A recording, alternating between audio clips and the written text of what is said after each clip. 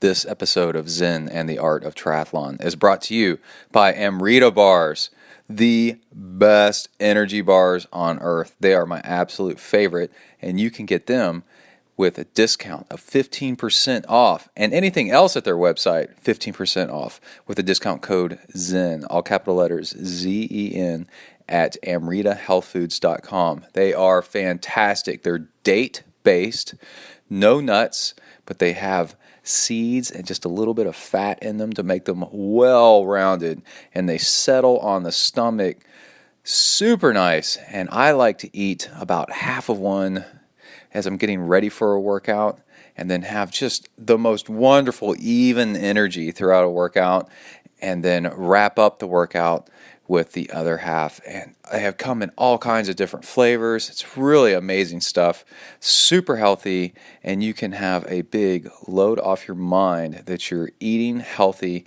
and doing great stuff for your body while you're working out, and also just as a snack around the house for something healthy all day long. It's great stuff. Again, amritahealthfoods.com, AMRITA, 15% off with discount code ZEN. Go get you some. All right, let's start the show. You are listening to Zen and the Art of Triathlon.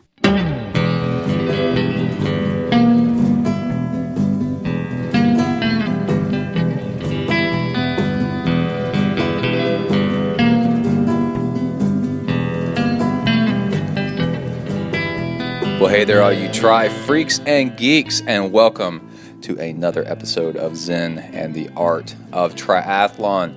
On this episode, we have an interview with Pro Triathlete Mike Hermanson. I'm very proud to have him on the show. We did a nice Skype call and had a cool conversation that's really laid back, all about what it takes to race pro, what the lifestyle's like, the training's like, any tips that he has, and also how he came from a background of an eating disorder, which is really neat, and overcame that using exercise to make himself feel better and then get a grip on eating and doing something with himself. It's a really nice story, and I'm honored to have him on the show.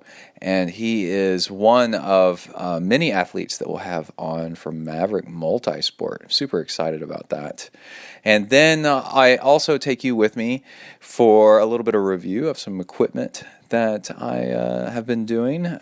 The Specialized Remora Bento Box, and then the Specialized Trivent Expert cycling shoes, triathlon shoes really, more than anything. And also take you with me to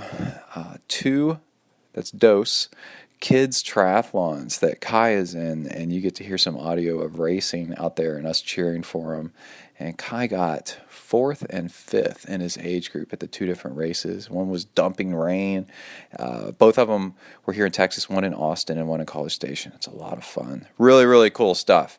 So that's the gist of the episode. But before we get started with the interview with Mike Hermanson, we ought to go ahead and get started with a little bit of triathlon news. Here we go. All right, the biggest thing in triathlon that's going on right now, it seems like, is not a regular race, but a crazy race called the 50-50-50. And it's 50 Ironmans in 50 days in 50 states. And a guy named Iron Cowboy, which you may have heard of already, this is a pretty big deal. He is in Kentucky right now. I guess he's about 20 races or so in, maybe not quite that many, 20 states in, and he's trying to do 50 Ironmans in the 50 states, one in each state, in 50 days. And the hardest part is actually going from Hawaii to Alaska and then to the next state, which I guess was Washington. Basically, you have no sleep between races because you're traveling, and he's trying to sleep in the back of an RV as he moves from state to state. And you can go to Facebook and just search Facebook for Iron Cowboy, and you will come up with pretty much where he's at, where he's been. And if you search around long enough, you'll find out the agenda and where everything's going. It's a little difficult, I would say, to kind of get a plan of what's going on because the situation is so fluid as he's moving along. And there's, it's all like volunteer and supported by friends and family and people joining in to help get it done, just to see if he can do it. And it's absolutely amazing, the support that's pouring in, because you can run part of the run with them if you want. You can do lots of it with them. At the end, the last 5K of every day of the run, they have an official-ish kind of 5K where lots of people join in, and he's got his family with him. It's 5 kids. It's like the adventure of a lifetime, and it's really, really cool. I encourage you to go check it out. If he happens to be in your area when he is doing his race day, then see if you can join in. People that have joined in say it's very, very inspirational, and he is definitely the real deal as far as the feeling you get of doing something that is just absolutely amazing and moving. And unfortunately, a couple of days he had to do the races indoors, which is both easier and harder. So I guess it kind of evens out. Imagine, I saw somebody comment, well, biking 112 miles inside is on a trainer is not like biking outside. And I just asked back, have you ever ridden 112 miles on a trainer? Because if you haven't, then you don't know. It's tough. I've ridden 5 hours on a trainer before, and I about wanted to kill myself. It is absolutely horrible. And but I did it, and to think of doing that, oh my gosh, it's just absolutely amazing. So go check them out. Again, Iron Cowboy. And also, we have another bout of insanity going on. My buddy Jamie Patrick, who I swam across Lake Tahoe with once in the water, and then another time he and I crewed Morgan, my buddy Morgan Christensen, while Morgan swam across Lake Tahoe the next summer. I was on the boat getting seasick and being pretty much worthless half the time. And I swam some with Morgan too. Jamie Patrick, also known as Ultra Swimmer on Twitter, is swimming 78 miles nonstop along the western coastline of some of the Bermuda Islands.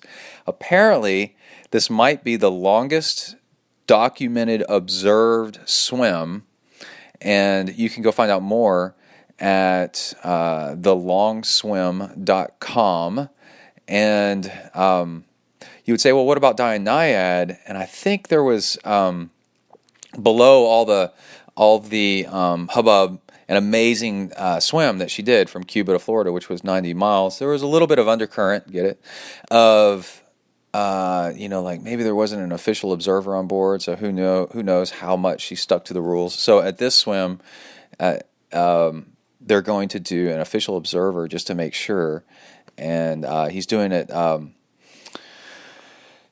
He's doing it English Channel rules, which means no aid of any kind, no wetsuits, stuff like that. You can throw people a bottle in the water and stuff like that. And there's going to be live tracking. By the time you get this podcast, it'll probably be over, but you'll be able to go to the website and go check it out. And of course, you follow me on Twitter like you should. I tweet stuff like this and other stuff all the time. So it's just a big shout out to Jamie Patrick, hoping by the time you get this podcast that he made it okay and is not shark food, which is a very real possibility. And I hope he stays safe. He's a lot of fun and very motivated and very intense about his swimming.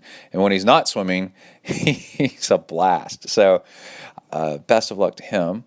And then last in weird and wacky triathlon news is WTC, which is the company that owns Ironman, the Ironman brand, found 3 more female Kona slots out of thin air.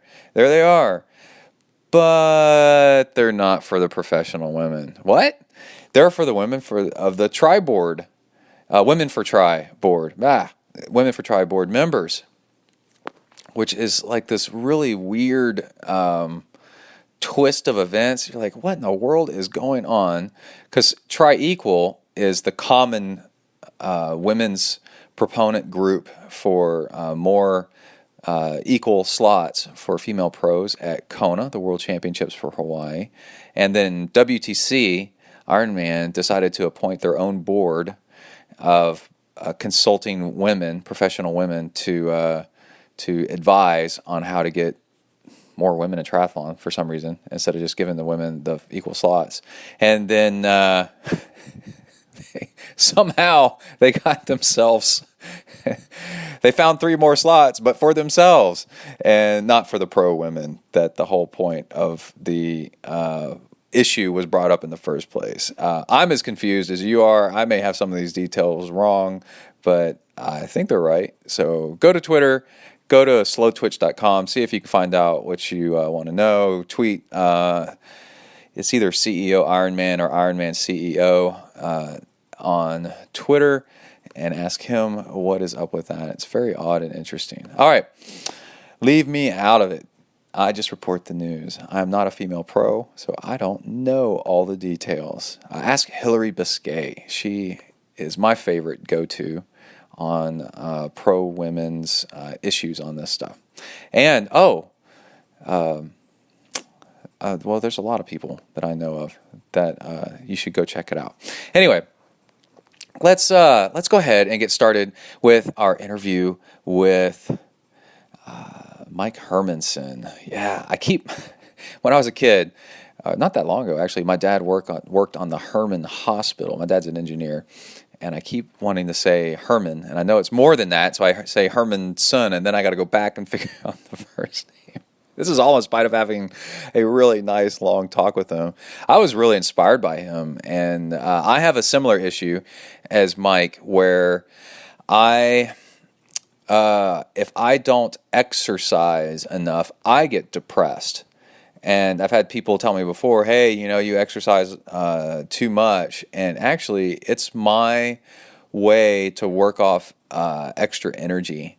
And it soothes me. And I know lots of people like this that have turned their lives around through exercise. And it's a real honor to have somebody on the show to take it to the level that he has and actually be a professional athlete with it, and then over time find balance and find himself. It's really, really cool. And again, I'd like to thank Maverick Multisport for putting us in touch. And we have somebody else from Maverick Multisport lined up, a person that you might know of called Leslie, which I'm really honored to have her on the show soon as well. All right, well, let's go ahead and get started with Mike Hermanson. Here we go.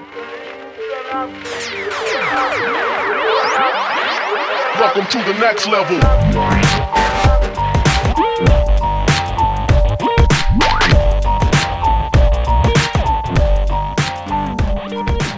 Hey dude, I'm back. It fixed it. Awesome. Are you there? Okay. Yeah. Can you hear me? Yeah, I don't have a microphone or anything like that. Is that going to be a problem? No, I can hear you just fine. Okay. Like, people expect more out of me than they do the person I'm interviewing. Well, I guess that's some of the pressure off, huh? Yeah, you don't have to worry at all. But if I sound like crap, they're like, oh man. I listen to like every day, or not every day, like every podcast. Yeah. If you're sounding bad. Yeah, I used to get emails back when I was recording with really junk gear, but really, people would like call you out on that. Seems kind of no, like they would more. The right way to do stuff is to give tips, but when you get enough of them about the same thing, you're like, okay, I think I need to get a better mic or figure out something. Yeah. But the whole podcast community and listeners, I mean, if they're listening to you already, they like you, and they just want to help out, which is really cool. So, yeah. So they weren't like mean about it then. They were just no constructive criticism. Because some people are like, I don't know, the internet's just a very easy place to be mean. You Yeah. know how it is. Yeah, and on the rarest of occasion, probably over 10 years, like 1 or 2 times I've had to say, how about I refund you back the money you paid me for this show? Yeah. And then you don't ever hear back from them. So yeah, I wanted to get you on the show because I've been interviewing some people from Maverick Multisport, which is super cool. Your team manager, there you are on video. How's it going? Oh, you went away. Okay. Your team manager is doing a really good job of trying to get his athletes out there. Gosh, he does like a phenomenal job. I don't even know He's how amazing. I told he him does really that good. I actually want to get him on the show at some point as an interviewee, like how he runs a team, you know? Yeah. Like, because that's so cool what he's doing. And then to get all those bikes and stuff for you guys and all that gear is really hard work. Yeah, it's insane that he can get all that like mid-January. We had everything. The only little hiccup we had was our clothing arrived like 24 hours late, so we That's amazing. we were up like until I think I was up until like 1 or 2 in the morning getting a photo shoot for all my stuff. So it was just like the next morning we had to be at the pool for another photo shoot. So I was like not a whole lot of sleep, but you just roll with it. But I mean, that was nothing that he had any control over. You know, everything was just like I don't know. He does a phenomenal job. Yeah. So he just lives probably like 10, 15 minutes from me. Yeah. So where are you right now? What town are you in? Louisville, Kentucky. Oh, cool. Yeah, so I was reading your profile on I like your website, the Mike Hermanson. Well, MikeHermanson.com was already taken, so I had a housemate at the time, and I was like, so I don't know what to do with my website, and he graduated from Ohio State, so he was like, how about the Mike Hermanson? And I was like, I guess that's easy. Yeah. So It's funny. I laughed to myself when I read it. I was like, that's how you do it. That's exactly how you do it. Yeah. Like ZenTri or something. It's a little different. Yeah. But in your story about yourself, you had something really unfortunate happen at first, but then you turned it around and made it work for you, where you were really depressed when you were like a young teenager? Yeah, I was like 13 or 14 years old. All kind of started basically like that summer before freshman year of high school. And honestly, I don't even really know what triggered it. It just kind of happened. Yeah. And, you know, the next thing you know, I mean, I was already pretty light to begin with because I had just done like so many sports and did a little bit of wrestling my 8th grade year. So I dropped, I think it's maybe about 130 or so, and I dropped down like 110 or 115. But I was like, that's a lot. Yeah. Yeah, I mean, I was probably like 5'11" then. So, I mean, looking back at pictures of myself, I don't really like to do that, but it's like scary to me to look at it. So, yeah, it was. I mean, definitely had the right people in my life. Had a good support system with some friends and church and stuff like that. Yeah, so my parents were. So what did they tell you? They told you to. They encouraged you to go out and run, or what sport was it? Was it running? Yeah, I was running. I had after I made like enough of a recovery, you know, I forget what the weight was that I got to, but they're like, all right, you can start running now or whatever. So I had a really good friend who lived like one town east of us. Yeah. And he's like a phenomenal runner. He's since pretty much given it up, but he was like on the cusp of being on the Olympic squad. Wow. So he kind of got me into running, and did cross country my sophomore year. I pretty much just did track my junior and senior year because everybody else was doing it. I really didn't like it that much, just because not a huge fan of running in circles. Yeah. but yeah, so I did that, and then when I turned 16, I started riding my bike everywhere because I was making like $5.50 an hour working at basically a local KFC, and started swimming my junior year and just put all 3 of them together. And so it's kind of a slow progression into it, but I didn't really know anyone that had done a triathlon before. I was just kind of like, I think there's this thing called triathlon. Yeah. Maybe I don't even know how I heard about it. It was just like, I'm just going to do one. Yeah. So. Yeah, when I first found out about them, I was like, no way. And then I figured out I'd already been doing them on my own. Yeah. I was surfing. I lived in San Diego, and I was surfing in the morning, mountain biking at lunch and in the afternoon, and then on a rare occasion running in the evening with my wife. And I was like, oh, I'm already doing it, you know? And so I got into it like that. Tough. Surfing's really, really hard. Yeah. If you want to call it surfing, I've at least attempted it. Yeah. I rode in like one wave, so I guess I can say I surfed. But yeah, it takes so much energy out of you. It's insane. Like I remember like the first time I did, I tried it for like an hour, and I was just lying on the couch like the rest of the day. Yeah. So I love tired. that feeling though. Like it wears you out. And I love nature and being outside so much and the beach that I didn't Yeah. even, I mean, I kind of cared if I caught some waves, but like one or two waves, even though I've been out there an hour, it's just like one or two Yeah. waves just to validate that was actually surfing, like catching Yeah. a wave. But the rest of the time, I'm just paddling around, and San Diego's got some dolphins and some stingrays and some crazy crap out there. So it's kind of fun, just kind of paddling around. Yeah. And then, yeah. So, this you did some races, and then like you dove into Ironman Louisville. Was that your first full Ironman? It was actually my second. I Okay. did Ironman Wisconsin, and I think it was 2007 was my first one. Dude, And I was did like too. We were there together. Really? Yeah. You probably Was that your beat me first? by a lot. Probably didn't actually. I finished right around 11 hours. It didn't really go very well for me. I But did 12. I did almost 13 hours, but it was my first one, and I was a bit overweight, and I was just dying. I was trying to beat a friend, and I beat my friend by like 1 minute or 9 minutes.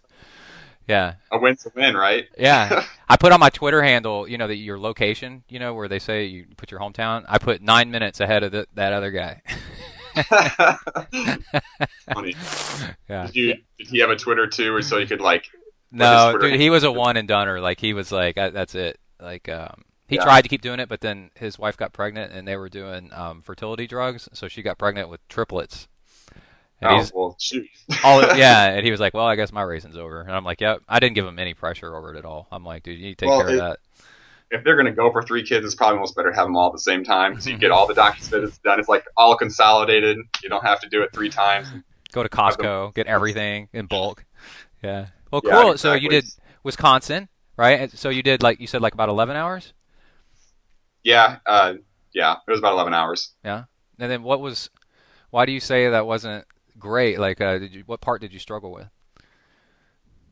Well, to make it as short as possible without going into a ton of detail, I overheated in the swim. I had it was like whatever the wetsuit cutoff was. I think it was like 78 then or something like that. Yeah. It was like 77.8. Yeah, it was kind of like warm. that. I remember that one. Yeah. So I had just bought a full sleeve wetsuit, and I was like, everyone else is doing it. I'll buy a full sleeve, put it on, and I was a pretty good swimmer. I feel like I was a better swimmer back then because was like fresh out of high school, and I swam basically year round for 2 years. Yeah. So I had one of the better swims. I got out, and there's that double helix going up to the top of the garage where transition is. And after the wetsuit stripper took off my wetsuit, I remember like running towards the double helix, and all of a sudden my vision just went it completely disappeared. I couldn't see hardly anything. I was leaned against the concrete pillar in the center and just kind of stumbling stairs. And then I got to the top, and my legs seized up. I spent like 25 minutes in T1, just like laying down. That's a long time. That's the longest T1 I've heard of. Yeah. I've got some I've got some embarrassing T1, so it's okay. But that's a long time, dude.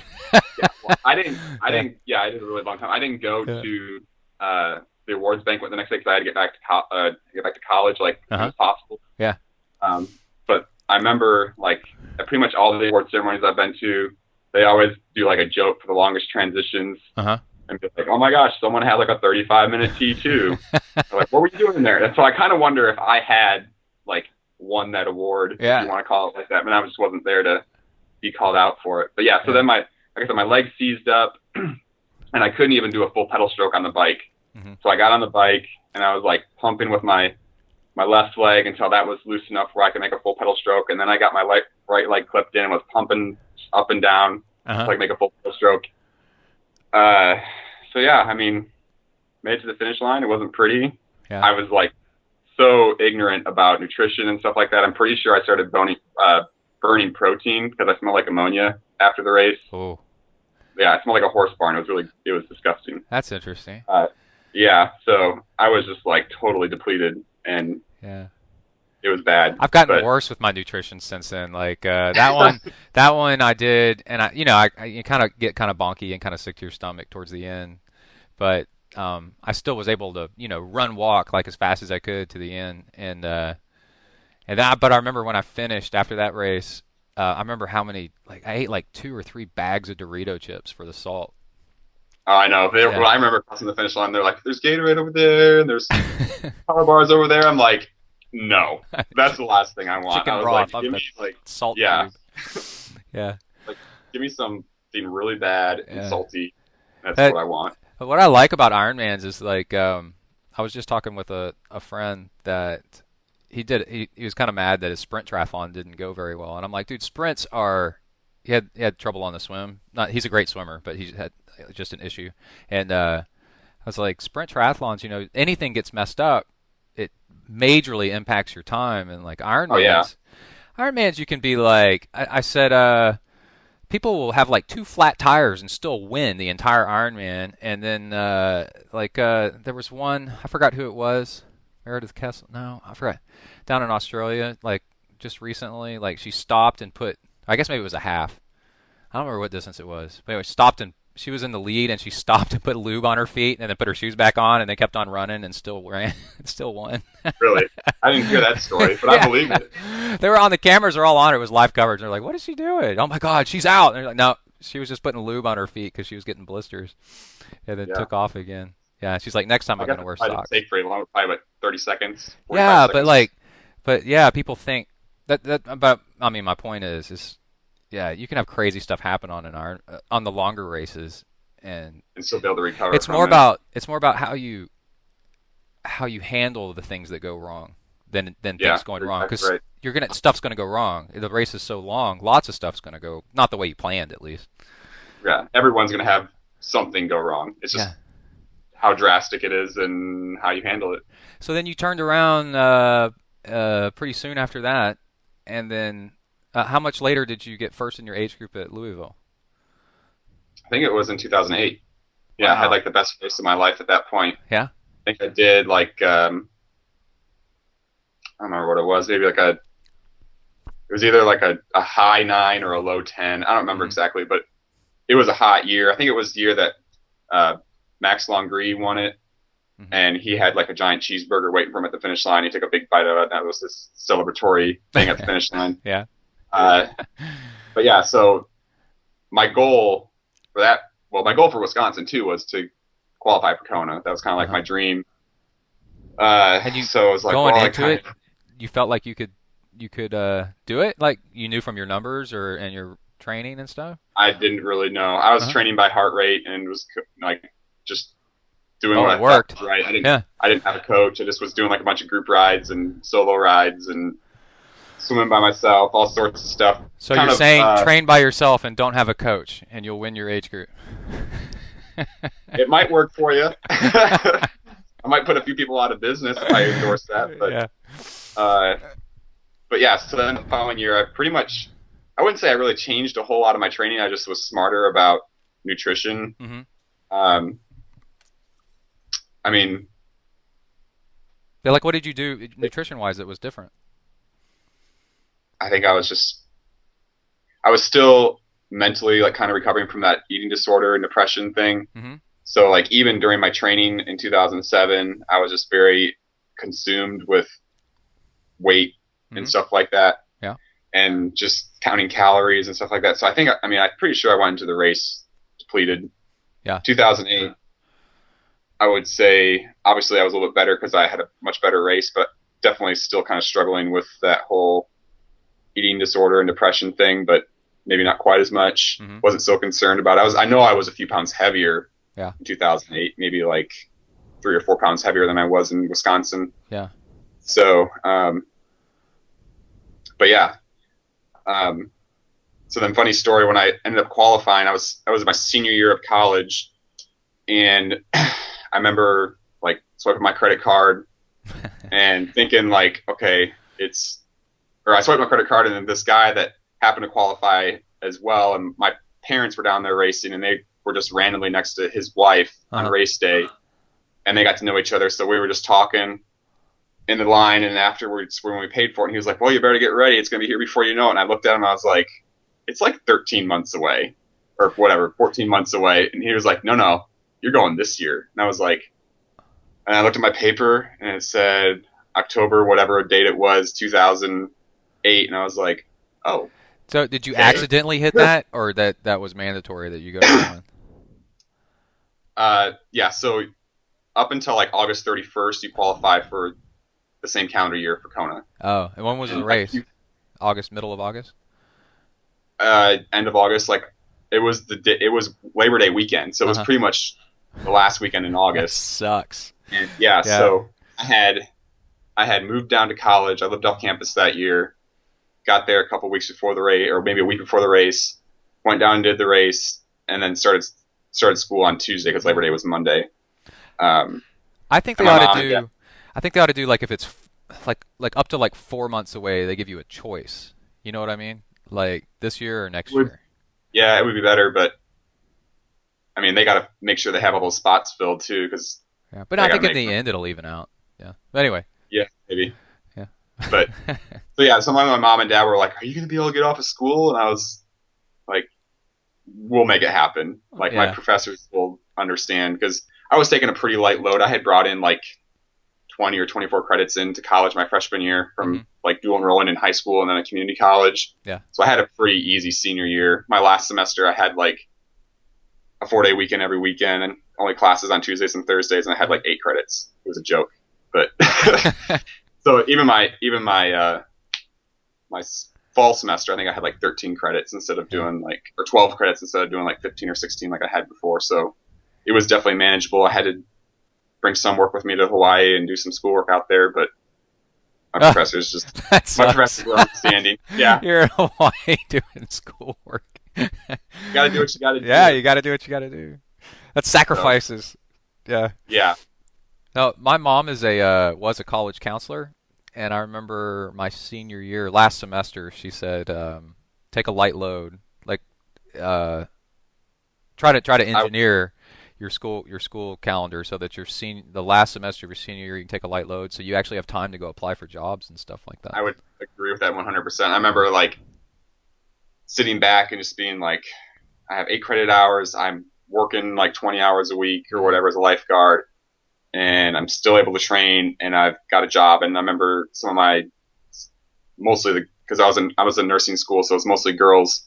They were just like freaking out because they had 15 or 16 credits Uh-huh. trying to find a job, and I was just like, I have all the time in the world. Yeah. It was just like so relaxed in my last year. It did. The only reason I had it that way is because I went to a small school and I had to wait around a semester to take anatomy and physiology too, because I had taken level 1 Mhm. at a community college in high school my senior year, so I had to wait around. Otherwise, I would have made it out in 3.5 years. Yeah. So it was like a $10,000 easy last semester, but Yeah. you just do what you gotta do. I So, I remember that being in line at graduation I went to Texas A&M, and it's 50,000-60,000 students, so like it's huge. They do graduation over 3 days with different Yeah. groups, and I remember people around me just freaking out about do you have a job yet? Do you have a job yet? Do you have a job yet? And I'd already landed one, and I was so happy. It sounded What- really stressful. what were you going to school for? Geography, and Okay. then I got a master's in through the forestry department in GIS, which is kind of like it's kind of like Google Maps, like Okay. intelligent mapping stuff. So I manage a system that does that. But back to you. You were saying my wife is a nurse, and Okay. so are you LVN, RN, or what are you? RN. You're Yeah. an RN? Yep. Cool. So Yeah, how much do you work compared to training? Right now, I'm doing home health nursing, Uh-huh. and my boss is actually pretty awesome. She's pretty flexible with my schedule as long as I tell her that I have a race this weekend or whatever. She just makes sure that I'm not on call Right. that weekend. But I'm part time there. I do 2 days 1 week, and then 3 days the following week. And as long as I hit, I guess, quota, if you want to call it that, because they get paid by the visit, not by the hour. Right. So as long as I hit how many points I'm supposed to do in a week, they don't really care. Right. I mean, I could work more if I wanted to, but I don't really want to. So it's worked out pretty good. I was working in a hospital setting for probably about 4 or 5 years, 4.5 years, Yeah. something like that. And I was working at U of L Hospital downtown, and it was a level 1 trauma hospital and a stroke center. So Whoa.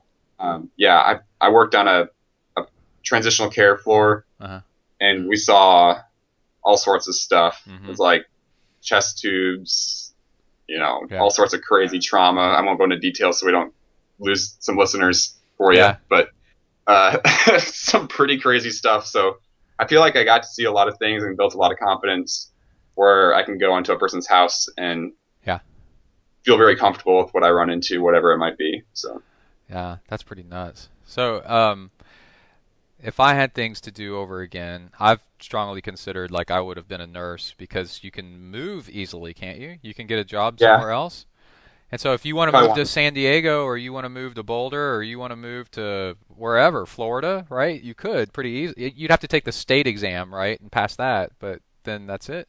Yeah, I'm not actually sure how that works, honestly. I know like as a national test that you take called the NCLEX, and then I think it's just a matter of applying for a license. I think they just do like different states do different things, and different states have they call them compact states, and Kentucky's one of them. So you could have a license in Kentucky and practice in maybe like 13 or 14 other states. Oh, okay. Without going through all their basically without going through all the little background checks or whatever that they do. But yeah, I think if we did move, which isn't going to happen, it would probably have to be Florida, because my wife would probably not want to go anywhere where there's not a beach if we're not going to be in Kentucky. So yeah, Florida's got nice beaches. Yeah, really, really nice.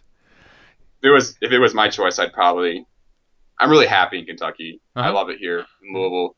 But I don't think I would move to Boulder. I think I would do either like Flagstaff, Arizona. Oh yeah. Or maybe like Bend, Oregon. Oh, have you been there? I've been to Bend for a week. Oh my God. I've been there before. I did. My first year racing as a pro, Rev 3 had the race out in Portland. And I did that race, and I had like amazing homestays, or a homestay when I was out there. And I told them before, I was like, I'm going to take some vacation time, and I'm going to camp. And they're like, oh, well, we got a tent and a sleeping bag and all sorts of stuff that you can use. And I was like, oh, well, great. So they like gave me all this stuff, and I took my rental car and did some camping in Bend, Oregon, and went to like Crater Lake and did some whitewater rafting and some hiking. It was just basically, it was a solo vacation for like 4 or 5 days after the race, and then came home. So Bend is unbelievable. It's paradise. It's incredible. It is. I mean, you can do something different there every single day for like probably 2 weeks or more on a vacation and not run out of things to do. There's just so much cool stuff. The beach is like 2.5 hours away, and it's not much of a surfing beach or beachy beach. It's kind of cold, but still, if you had to, it's not like you live in like Iowa or Kansas, and could never get to the beach. Yeah, I would never live in either of those states. Well, you could move to Texas, and when you get your nursing license here, they give you a gun. You just shoot at oil wells and horses and stuff. Wow, part of the test. I'd have to learn how to shoot one first. People here are a little over enthusiastic about their guns. It's pretty crazy. Well, so it is Texas. It is Texas. You never know, man. Somebody might attack. We have to be armed at all times. Close to Mexico, right? So. Oh yeah, they might attack. The Mexican Air Force is always threatening, and Navy is always threatening, to come invade. So we got to be ready. You could tell, like, yeah, I'm not a big fan of all that. But let's talk about your training and racing. Some tips for people out there. So how long have you been a pro for? This will be my third full season. I turned pro in 2012. Looking back on it, probably a bit prematurely. It just kind of happened. Yeah. I was trying to, and I qualified per the USAT standards, so I took it. But I definitely think it was a bit premature. But I've gotten better since then, and hold my own, I guess, a little bit. But this is my third full year racing pro. I would say, like, I don't know. I've been doing this for a while, and I talk to a lot of pros and stuff. And there is that thing where, like, there's a stigma where, like, a crappy pro versus a decent pro and stuff like that. But I think your first year as a pro, I mean, you got to learn how to race like a pro in the first place. It's a different style. Yeah, it's a different style of racing. It really is. Yeah. I mean, the swim is just, like, astronomically more important. Right. It's just, if you don't make that front pack, Mm-hmm. You're playing catch up the rest of the day. It's mentally draining. It's physically draining. It's just a different style of racing. Yeah. So I did a Galveston, which was nice and flat, and I rode the legal distance behind several people in front of me, and it was dramatically easier. Like oh yeah, staying was with it three? somebody. Is it 3 bike lengths for an age grouper? Like No, it's like 4. It's y'all's was maybe 5. Yeah, maybe it was. Nah, I think it's 3. I it think was it's only like 34. 3. It was 32 or it was 32 feet. So it was a good ways. I looked it up before I did the race.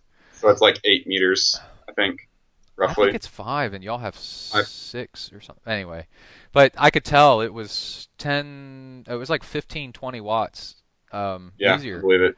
Yeah, and I was I was trying to hold on to this guy so that I could use him, and it ended up cooking me a little bit. But yeah, so I could see how like if you lose your guy then or the pack, you're kind of screwed Yeah. in a race. Yeah, I mean, if you got a group of like 6 guys all lined up at their legal distance, that guy in the front's got to be doing like 20 or 30 watts more Mm-hmm. than the guy all the way in the back. Yeah. And if you're trying to catch up to that group, because of just like the airfoil that they're making, the guy at the front pushing whatever amount of watts he's doing, if you're gram for kilogram, the same thing, pushing the same watts, Yeah. they're going to be going faster just because they're in a group.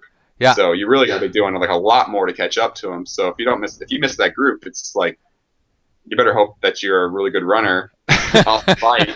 Legendary catch all runner, of them. because Yeah. they're all great runners too. Yeah. Yeah. And their legs are probably a little more fresh, even though they're going faster because they're just in a group. So do you how much pressure is there to rotate out? Not that it's a pack, but for somebody to take. I know what you're saying. Yeah. I mean, I think there's race etiquettes. I've been in packs before, and someone will kind of be like, they kind of pop their elbow out a little bit, like, all right, I'm done. Someone else come around. Yeah. So they definitely work together. There's communication going on. Yeah. It's But just y'all are race pretty etiquette. far apart, right? I mean, it's hard to communicate totally. Not like you're riding side by side or anything. Right. But there's like, you can do like little hand signals and stuff like that. Like I was riding with AJ, Baco, and Chris McDonald for like the last 20 miles at New Orleans this year. Mm-hmm. And we were definitely like working together because we were coming in with the wind.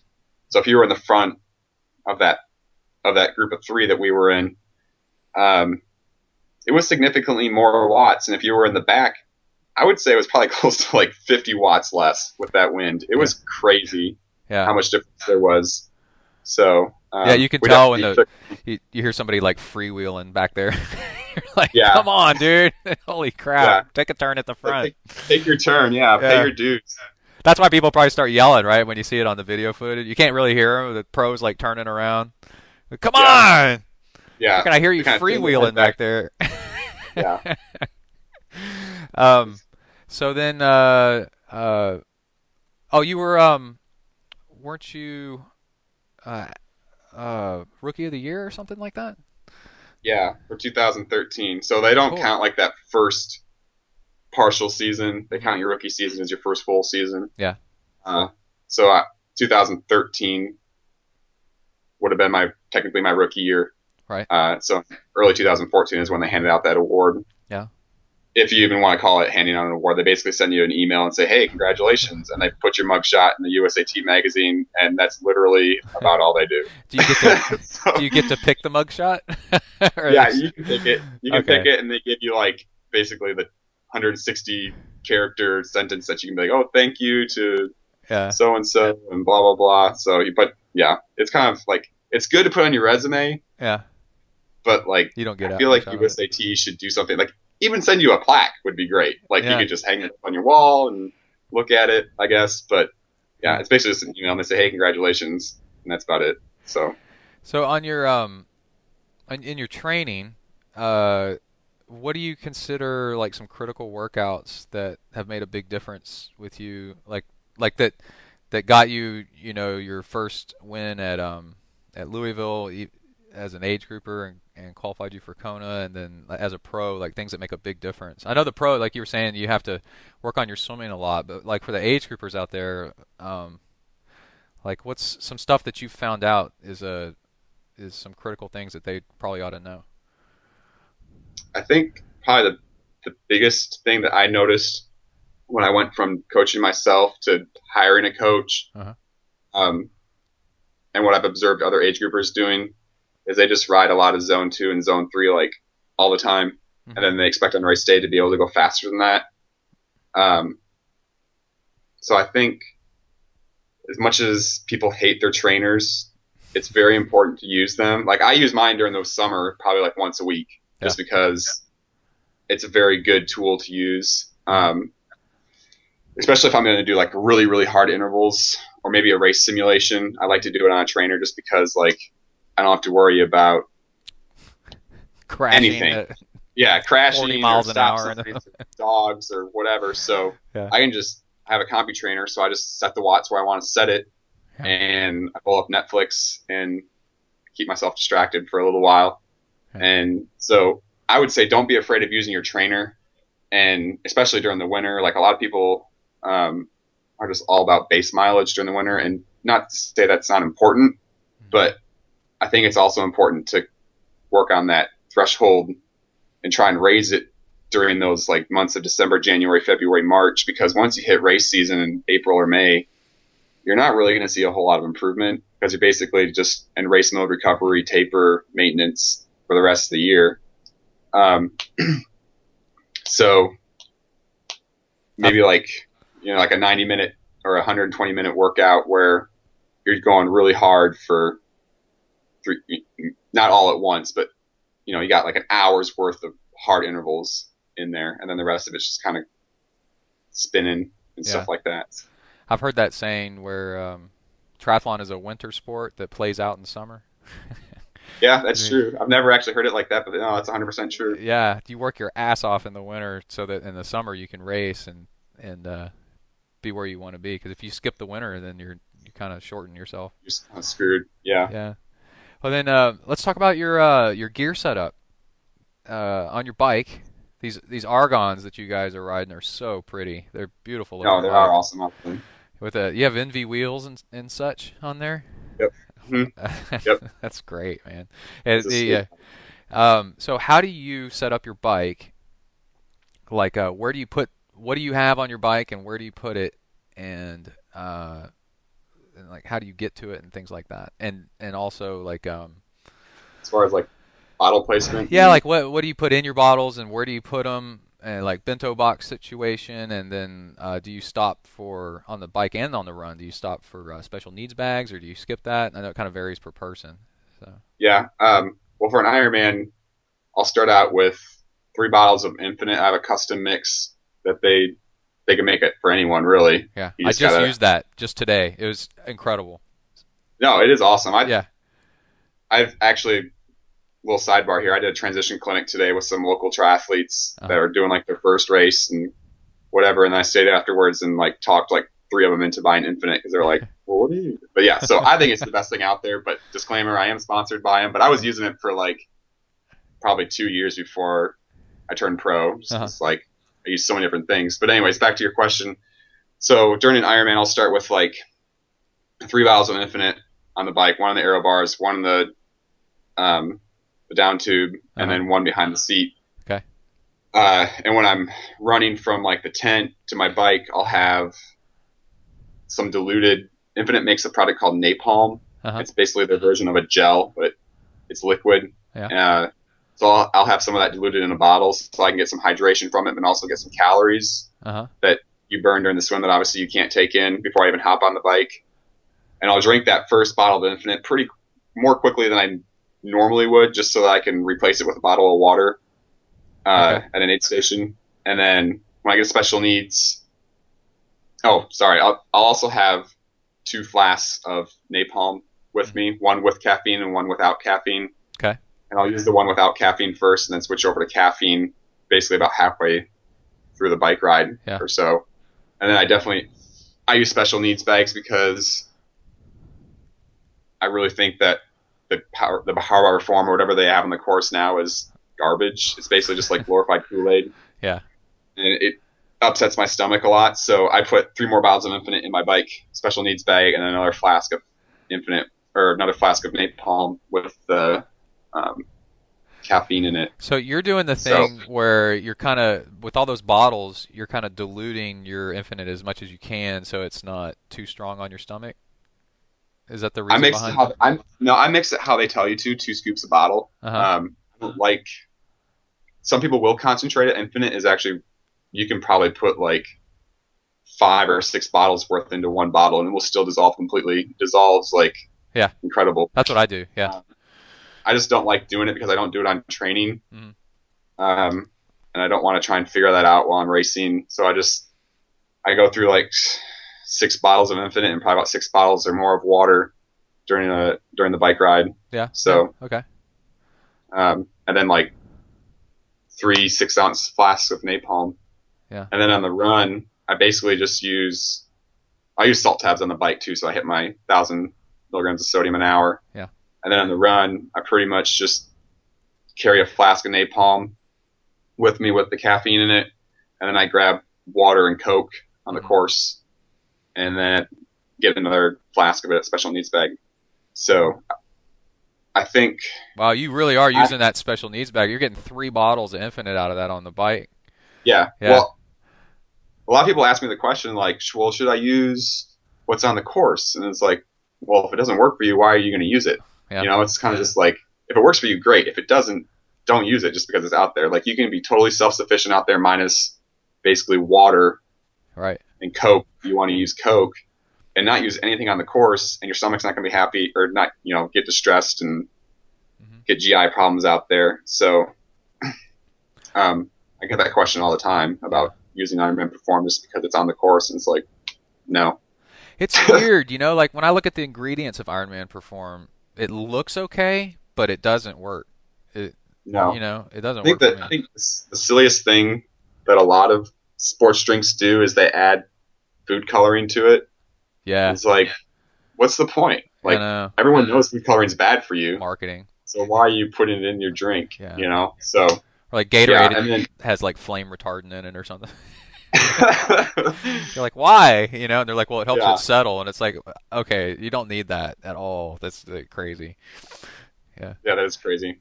But so, anyways, that's my shameless plug for Infinite. I love it. Like I said, I agree 100%, and it's fantastic. Yeah. So do you you do the between the arms bottle like everybody's doing now? Yeah, so what kind do you use? I have the Profile design. I forget exactly what the model is called, but it's just Profile design, the one that I don't know how to describe it. It like has a special bottle with a straw on it, and then it has a little bridge that closes the bottle cage to keep it from rocketing out. Because, and part of it's just my body geometry. My arms are I'm basically all torso. My arms are kind of short, so if I put a regular bottle in there with a bottle cage, when I pull it out, I run the risk of hitting either my front derailleur or my rear derailleur. I pull the bottle out. Yeah. So that's not good. You know, you're cruising at race pace watts, and then all of a sudden you accidentally shift to your small chainring, and then you end up in a ditch. So yeah. I just use the straw. It's actually, I prefer that. I switched to it. Yeah. A few weeks ago, and I was like, oh, this is so much better. Why did I do this like years ago? So it's just more convenient for me. Got a straw, you know, right in your face, and it's like, oh, maybe I should drink something. So it's just easier. Especially living where you live, right? Because that's it's like here too in Texas. It's so hot that having a reminder. I put my straw with a magnet, but so it ends up between my hands, and like I'm constantly accidentally hitting it with my hands, and I'm like, oh, I should drink some water. And when I started doing that, I started having much better rides because I was getting hydrated. Because I'd forget, you know, because it is easy to forget. Out of sight, out of mind. Until you get that cotton mouth, and then you're like, oh, well, now it's too late. Yeah, it's too late.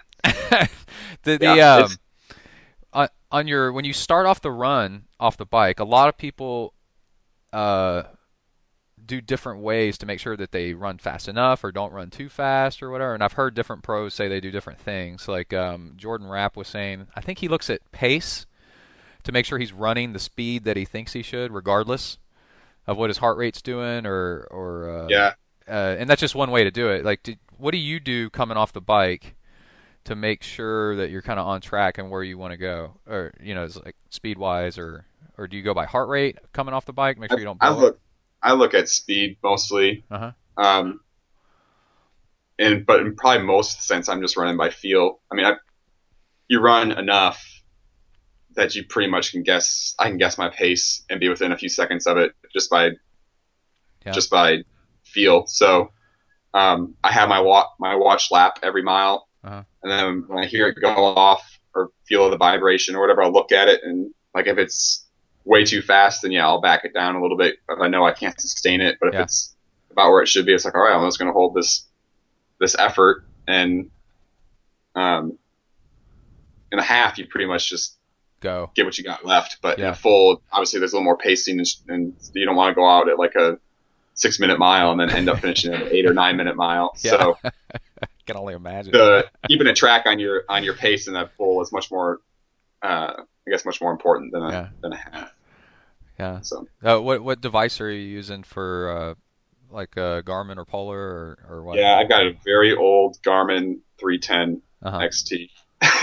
Yeah. So yeah, I mean, until it breaks, I have no reason to replace it. Yeah, those work really well. Yeah, they do work well. It's a little bulky, but I mean, like I said, I'm not just going to go out and drop it's like $600, something like that, $500 for the new 920, which is really nice. Mm-hmm. But it's like, I don't really need to spend that money. So until it breaks, I'll just be happy with it. And it tells me everything that I need to know. So yeah, and you go from the 910 to the 920, you got a different set of problems because the 920 software, like I've had problems with it off and on with it not working correctly. And really? Yeah, I think it's just because it's kind of a newer piece of hardware software that like stuff's not ironed out. Totally. Yeah, this could be. I've kind of messed with one before, and previously, like pretty much all the Garmin's, all the buttons are the same, all the buttons are in the same location, and they do the same thing. And I was trying to help somebody like set up their screen so they can see whatever metrics they wanted to see. Yeah. And I was trying to get to it, and I was like, I just gave it to him. I was like, you get me to the screen. Like, it was so frustrating. I sound like an old, like 60-year-old man that doesn't know how to use technology, but he was so used to, because I had an Edge 500 and I didn't put it on my bike. I guess I didn't click it in all the way, and I hit a bump and it fell off. And and the SUV hit it, and I was like, well, I guess I'll just use the one that I have. Yeah. So. I've had that happen in a race where I had a power tap head unit, the yellow one. Yeah. And it flew off my bike when I hit a bump, and I looked behind me. It's a race; you can't stop and go back and get. I mean, you could. I guess it depends on how well you want to do in the race. And I was just like, man. Well, I kind of in my mind kind of made picked out some landmarks, and I was like, okay, I'll come back after the race and look for it. And I spent I spent like an hour walking after doing a half Ironman, right? How tired are you, And I spent an hour out there in the sun walking up and down the street looking for this yellow head unit. But then somebody sold me one online, for like almost nothing, because you could probably get a 920 pretty cheap now. They've been around the block a little bit. You probably get a used one. Yeah, they've been out for maybe a year. Yeah. Not quite a year. I think right before Christmas is when they came out, like maybe in November. True. Yeah. So our time's almost up. So how do people get in touch with you, and what races do you have coming up?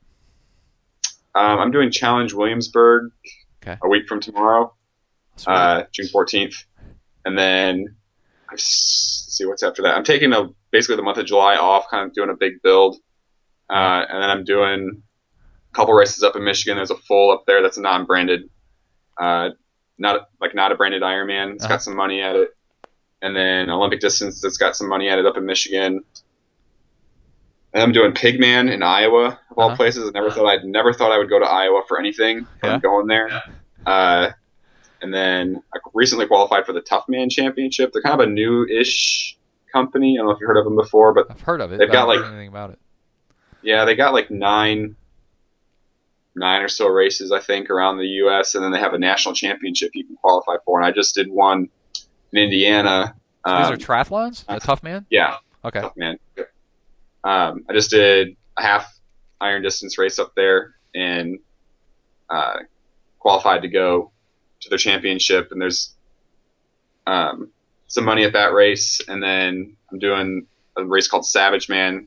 I think it's like the week after, actually. And those two races are probably going to be the hardest races I've ever done before, because there's like just under 3,500 feet of climbing at the Tough Man Championship in New York on the bike. And then the run, like, you're running next to a river and you have to go up and over the dam. And it's like, it's going to be insane. And then Savage Man, apparently they have the steepest climb or grade, I guess. It's like a 30-something% grade. And if you can make it up this little portion of the hill at the very, it's like a section of the hill at the top of the hill, if you can make it up at 30% grade, they engrave your name on a brick and put it in the road. Oh, wow.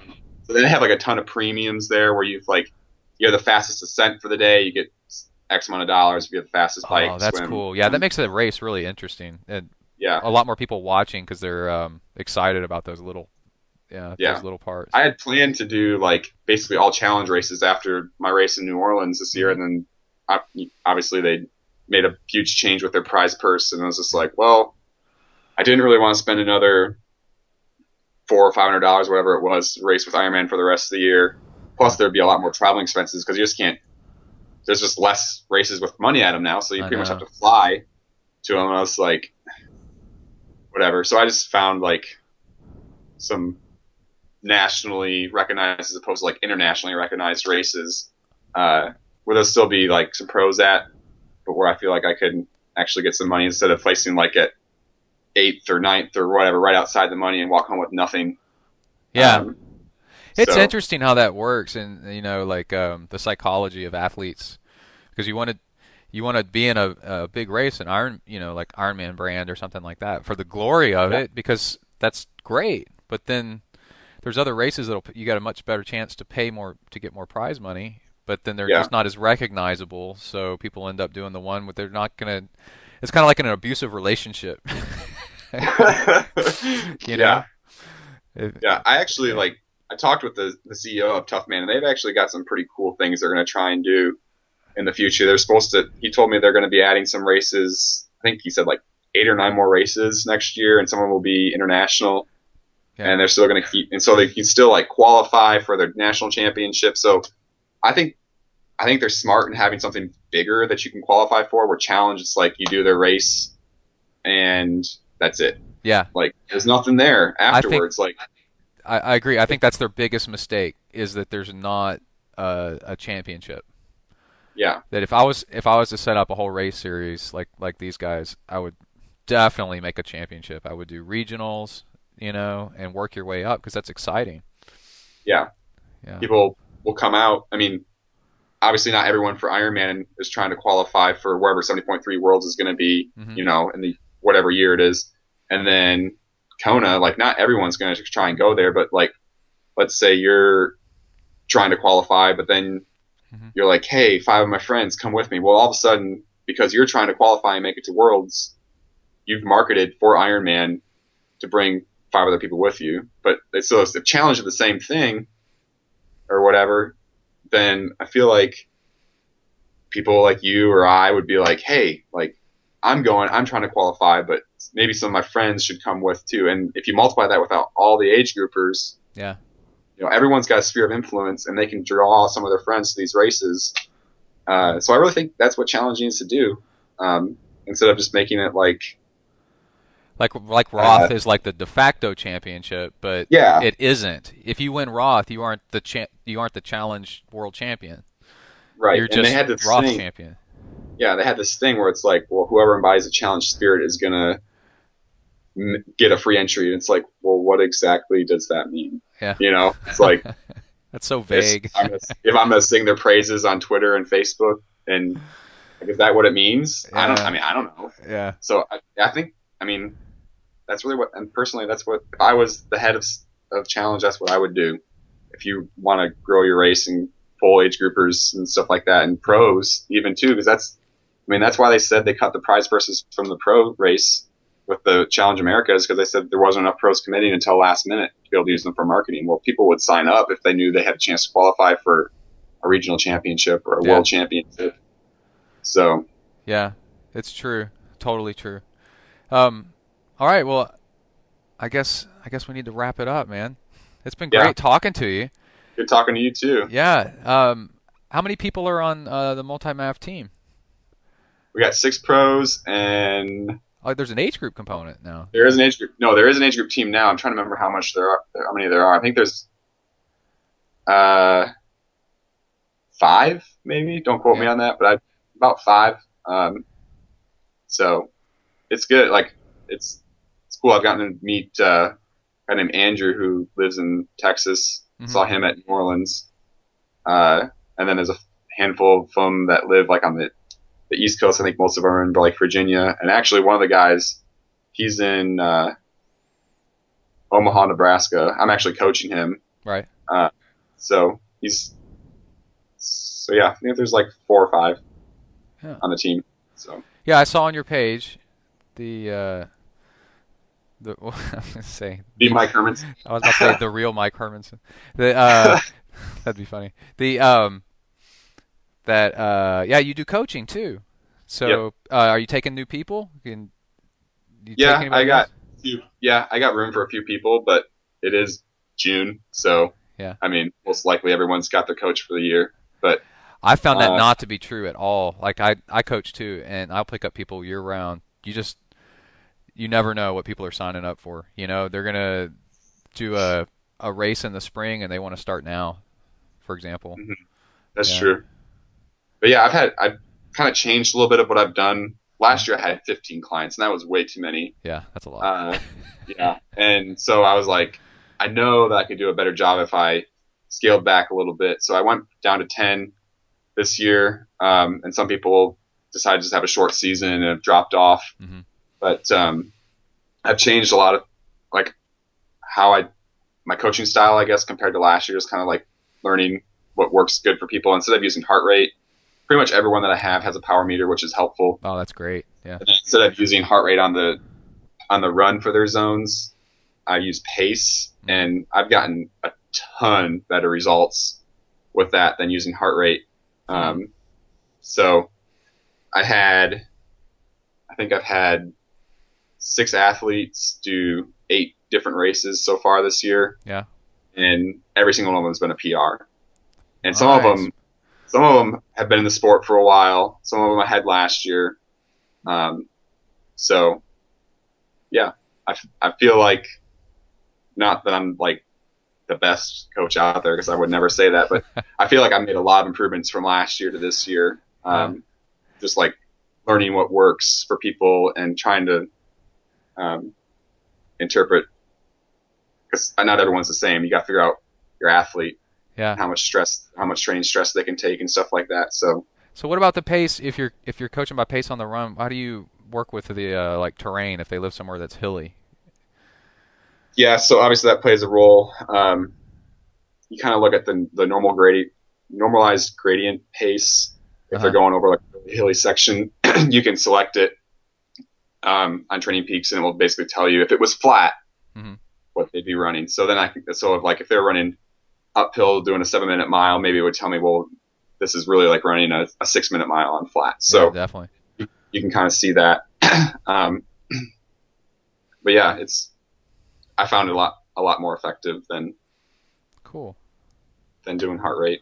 All right, man. You have any other links? Mike Hermanson on Twitter. If people want to. Mike S. Hermanson. Mike S. Hermanson. S is for Scott. It's my middle name. Oh. Well, I tweeted at you earlier. No wonder you didn't see it. Oh. Well, I've been really busy today. I haven't really been on social media at all. I had swam with a local club that was messing with them, the Lakeside Seahawks. And then I did a transition clinic for like an hour and a half or 2. Came home, and did a brick race sim for Challenge Williamsburg, and then literally pounded a recovery drink and got on my computer, and here we are. But you're a pro. Like you're the problem with you guys is you don't interact with the age groupers enough. That's what I hear from Ironman and such. You don't bring enough value to the industry. I think there's partial truth to that, though. I really think so, because like some pros are like, they just think they should be given everything because they're a pro, but really like you need to get involved in your local triathlon community. And I wouldn't say like I'm doing it as good as I could. Obviously I could do I could probably do better at a lot of different things, but you're only Yeah. limited on so much time that you have. Yeah. You don't get so So much I have an energy. in with the triathlon club because my coaching, Progressive Endurance, is a sponsor. Uh-huh. So I don't want to use the word obligated, but I'm supposed to do so many things with them a year. Mm-hmm. Yeah. And I forget sometimes like that I was once a beginner too. Yeah. And I have all the same questions that everybody else has when they come in. And it's like, these people like really appreciate it. You know, they Totally. they trust someone who's been in the sport, racing at a high level. I mean, you could tell them that drinking liquid egg in their water bottle during a race would be the best thing for them, and they'd believe you, just because like they would. But so there's obviously a huge influence. Well, they'd at least try it. Yeah, they would at least try it, and then after they threw up like 5 times, they would be like, "This guy lied to me." He's a jerk. You're like, I was kidding.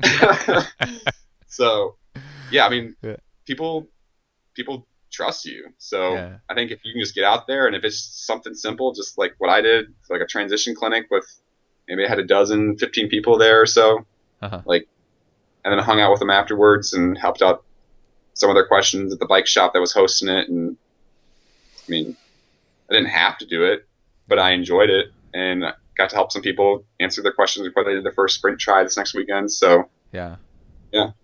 I could, if I was in that position. Yeah, I would. It's kind of like it's kind of like you have to go do it, but once you're doing it, you're like, I could talk triathlon all day long, you know. So it's not that bad, you know. Yeah. Well, cool, man. Thanks for being on the show. And thanks for having me. We'll send some people your way to support you at your races. And anybody out there have questions for you, they know how to get in touch. Yep. So you can get on my website, and my email's on there, and then there's also links to Twitter and Facebook. Yeah, I saw that. Yeah. Nice big buttons. It's really cool. All right, man. Well, thanks a lot. All right. Thanks, Brett. All right. Nice Bye. talking to you. Bye. All right, boom. That interview was brought to you by Hornet Juice. If you like Zen and the Art of Triathlon, then you would love Herman Juice. Oh no, that's the wrong product. Hornet Juice. Anyway, I've been doing tons of work on getting more fat efficient and cutting out the crap in my training, the sugary stuff in my fuel, and I'm seeing huge benefits. I just had a blood test done, and we're going to talk about this in a future episode, but I was borderline, I don't know if you call it pre-diabetic or something like that. It's a phase where you're starting to get metabolic syndrome, which can eventually lead into diabetes on down the road.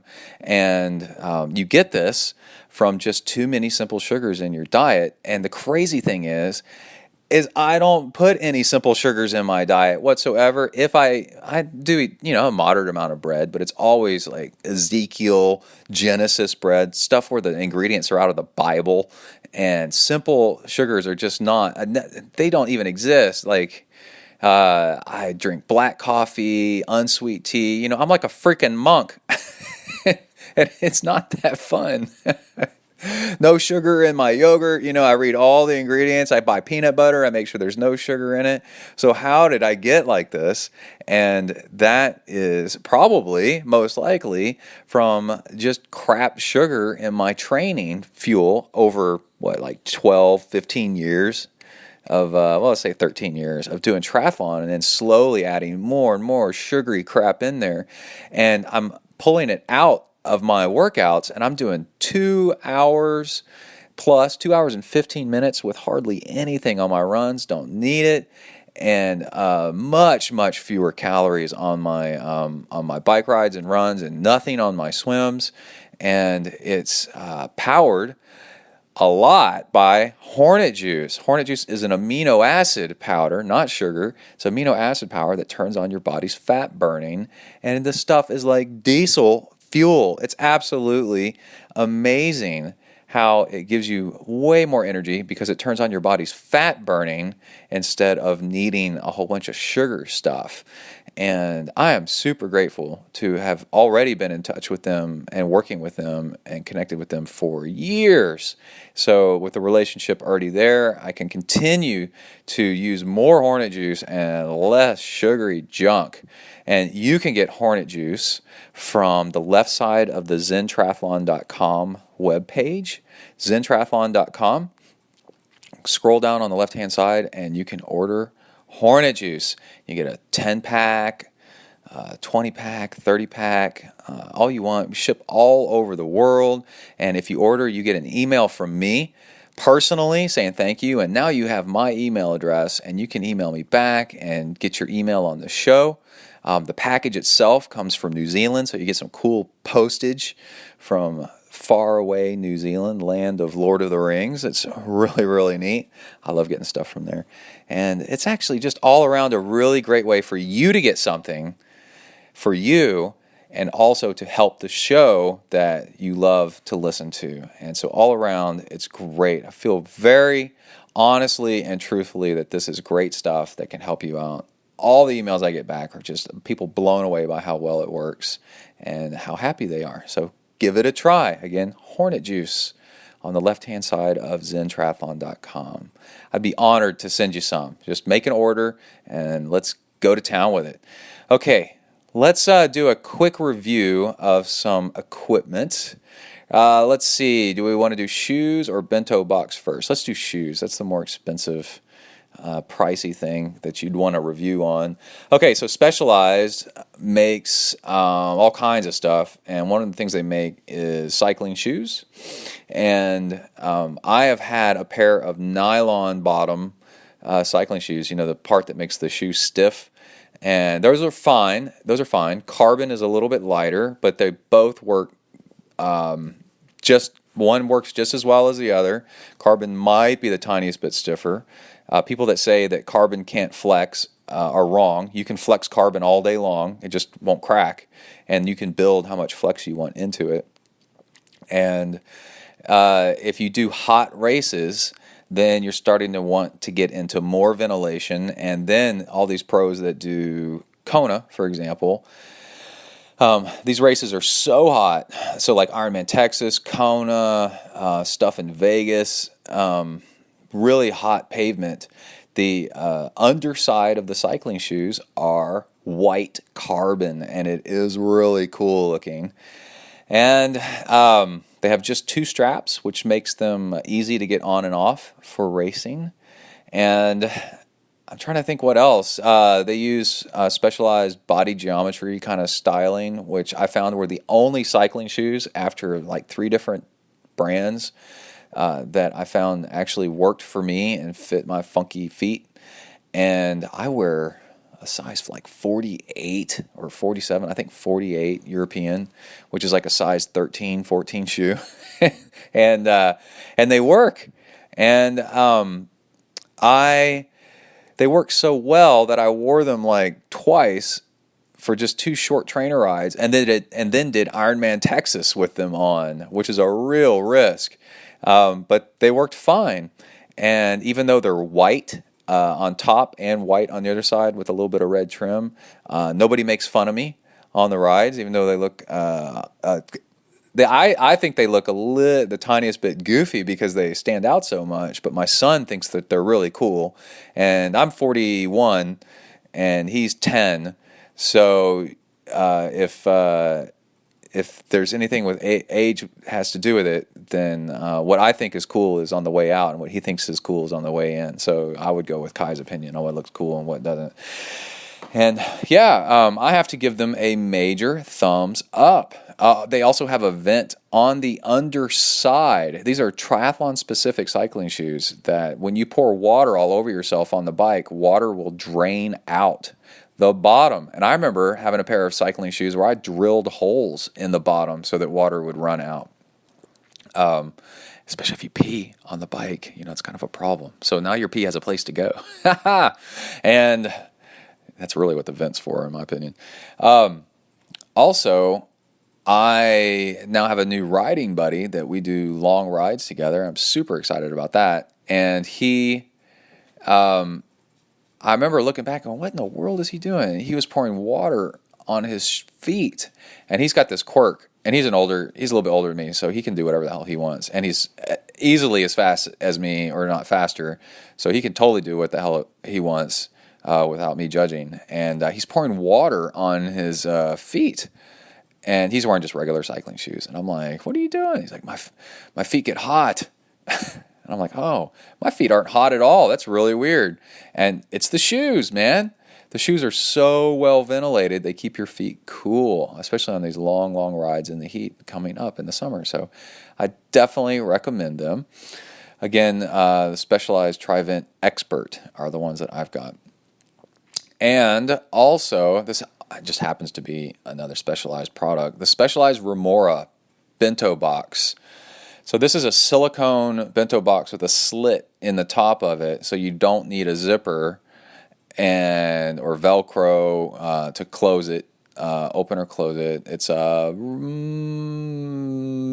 majorly aero, but not entirely crazy aero. I say it's pretty good, and I got it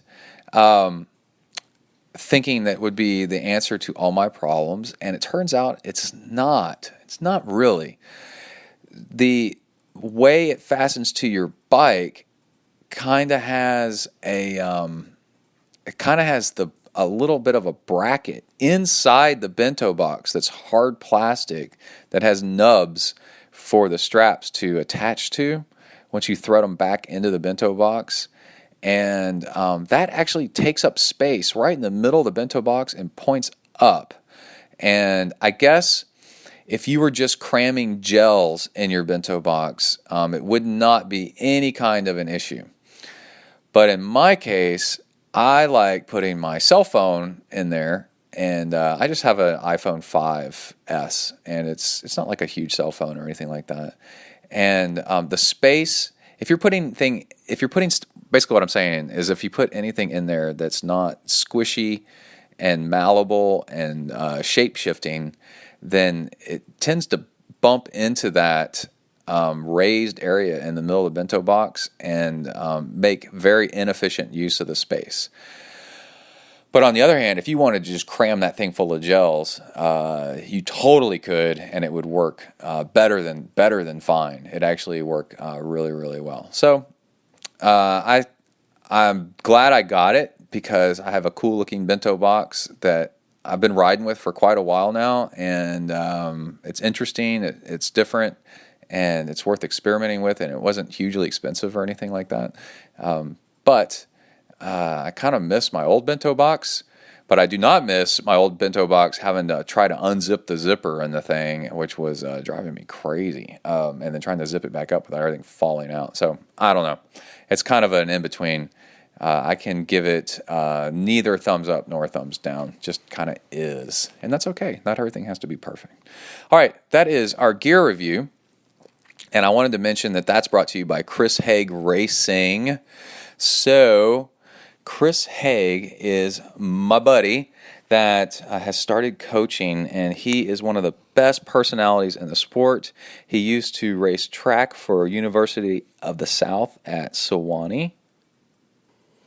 When I thought I was kicking ass with a 440 at Ironman Galveston half, he was doing like 420. I was just like, holy crap. He knows all about nutrition. He's super enthusiastic, super, super smart, and just a brilliant mind in the sport. And I'm honored to actually have him on the show. Even though I'm a coach, we all know each other's strengths, and if you want a young guy that is super energetic, that can really take you to the next level, and I mean, honestly, you have to find a coach that strikes you as somebody that you want to, motivate you, because triathlons are hard, man. You have to have somebody that energizes you. And if Chris is anything, he's 100% energy. And it's a Braveheart Coaching is the name of his coaching company. And I can enthusiastically give him a major thumbs up. So go check him out.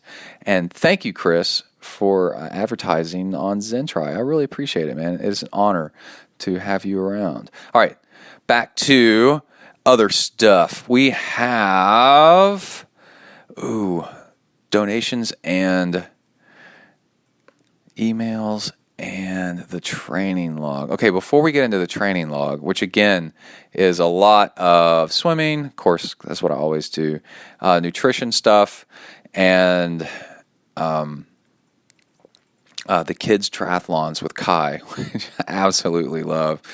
We want to read some donations, and let's see. At the very end of this training log coming up, I want to mention that I said next episode I'll talk about how my long run went. I'll just go ahead and tell you now, and this is a big plug for the Hornet Juice again. I ran 2 hours and 25 minutes, which was 14.2 miles, so it was like a 9.5 minute mile pace, with not wanting or needing any fuel at all. So we're talking about fat adapted stuff for the first hour and a half, and then I started sipping on a leftover fuel from a bike workout from the day before, and I ate like maybe 50 calories or something like that over time, and didn't even really need it. And it was actually my fastest and easiest and longest run to date as part of my project, of longer weekend runs. And every week I've been adding about 2.5 minutes to my long run, and just watching the progress of it and getting smarter and faster most of the time. It's pretty neat. So I'll go ahead and say that happened, and I'm excited about that. So let's go ahead and list off donations. If you find information on Zen and Yard Triathlon helpful to you and you want to give back to the show in some small way, man, we have an easy way to do it. On the left-hand side of ZenTri, you can scroll down and there is a PayPal donation button, and your donations go straight into a single PayPal account, and stuff in there goes straight to triathlon stuff. Emily is not allowed to touch it. It goes to nothing except for race registration, equipment that I review. I'm trying to think what else. Membership stuff, bandwidth, majorly to bandwidth costs and website costs and equipment costs. Triathlon is one of the most ridiculously expensive sports out there. And like I like to say, Zen and the Art of Triathlon is the podcast where we take the world's most difficult sport, most complicated sport, and try to simplify it and bring it to you in a way that you can actually discover more about yourself and have the best you out there on race day. And your donations really, really matter. You can do a one-time donation, or you can set up a recurring donation, which is about $1 an episode, which is, man, that's perfect for like 2 hours of entertainment to pay $1 and learn stuff the entire time while I go out there and kill myself for you guys is a big bang for your buck, right? So here is our list of donations for this show, recurring donations and singles. Connor Sanders, Brett Hoyer, Brett with the best first name ever, Simon Wright, and John R. Taylor, Grant Boschert, and Jonathan Woodman, and Richard Stewart, and Hun Chu, who I also happen to coach, and I'm very proud of his work, and James Godek, Todd Nelson, and Brian Kemper. Lots of longtime donors in here. Matt Heinz, who I saw at the kids triathlon, the Aggieland triathlon, which was super cool, man. We talked for about 10 minutes about training for Ultraman and Florida, and oh man, it was really, really cool. And then Jason Drury. All right, and also I want to mention that don't forget, we're doing Self-Supported Ultraman in October. Find out more by going to zentriathlon.com and looking at the top of the page. You can find a link to the Ultra Baby, is what we're calling it. And have I missed any donations? Nope, I think that's it. All right, this has been good. Good time, everybody. Everybody, let's roll into the training log. This is where I take you with me in the life of a ultra distance triathlete. Over the years, I've slowly grown into doing Ironmans, and gosh, twice in the past couple of weeks, I've had people ask me how many I've done, and it's 14 Ironmans, multiple, many 50-mile ultra marathons off-road on trails, one 100-mile off-road triathlon,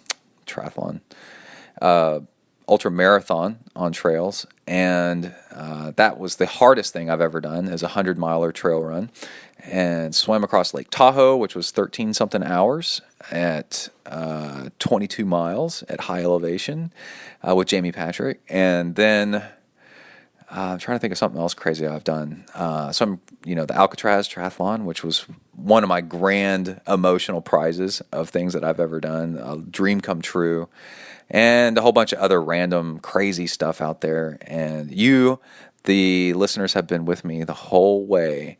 And this, the training log, is bits of audio slices throughout the training.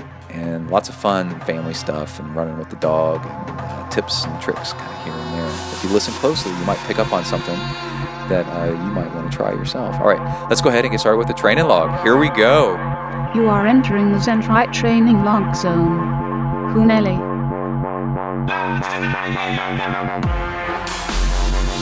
Hi everybody, my name's Brett. I'm a triathlete.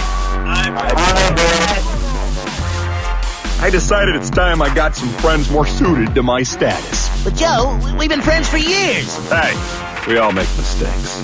Come on, dudes, let's go exercise! Exercise! Yeah! I'm gonna do sit-ups till I poop myself! All right, homies, ZenTri Masters. Oh, let's see. We are leaving the pool. Did time trials last night and came to swim this morning. Going to give you some tips on how to handle that kind of stuff.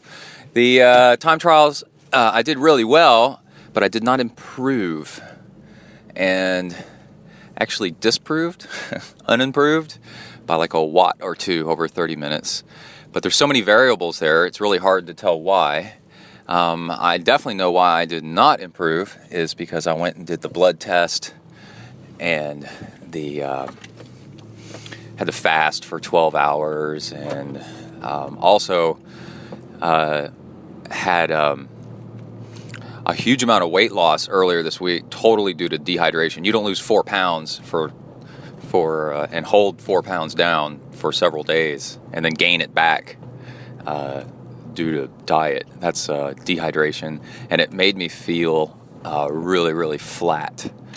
And that was from the long bike ride and then the long run over the weekend.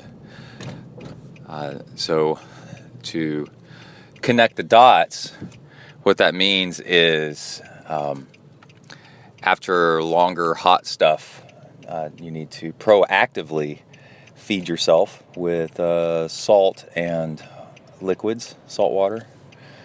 And then Kai was back from Colorado, so he went with me to do the time trials, and he did worse as well, but he hasn't ridden a bike for 2 weeks.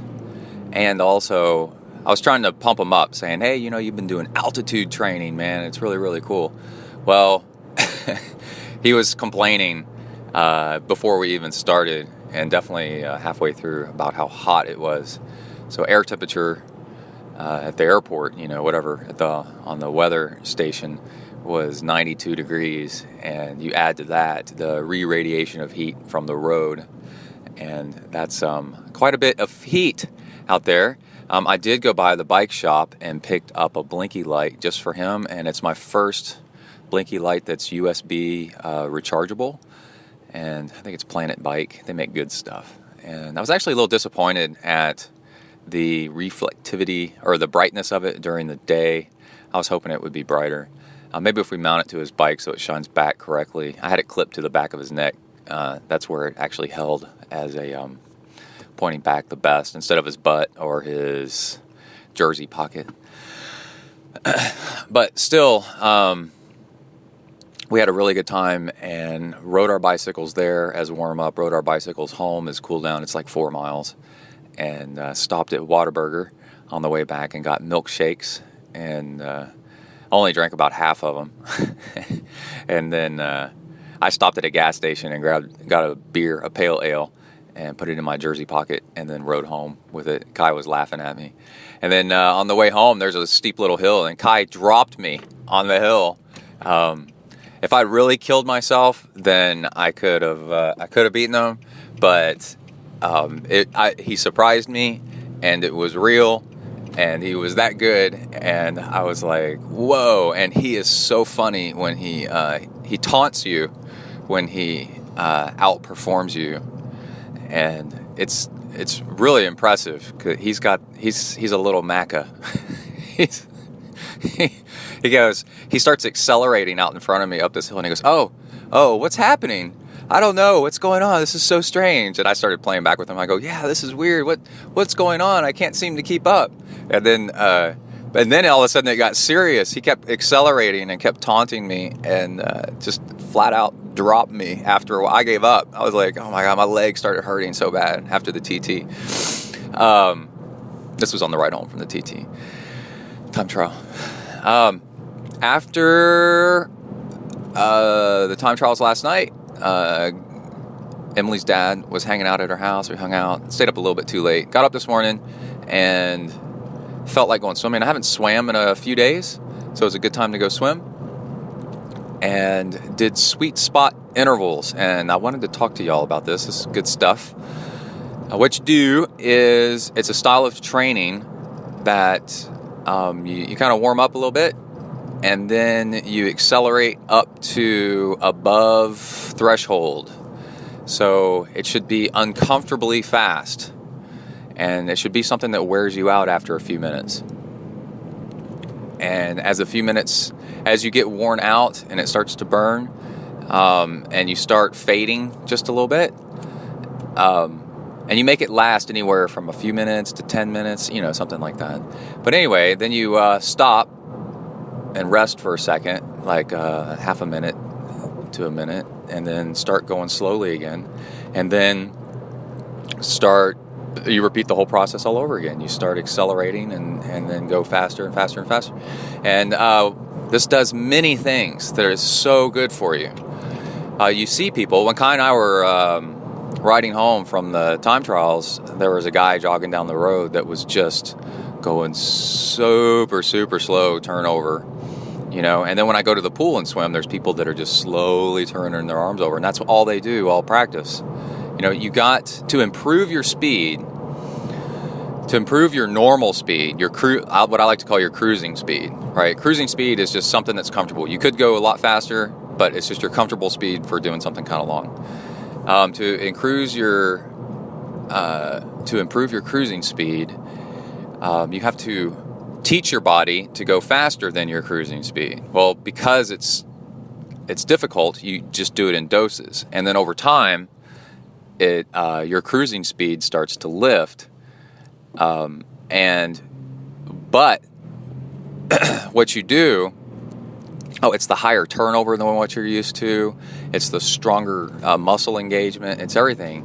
It slowly builds strength and also lifts your lung capacity and tones you up so that you can breathe more, and ups your VO2 max and it just stimulates you to be a better, faster person.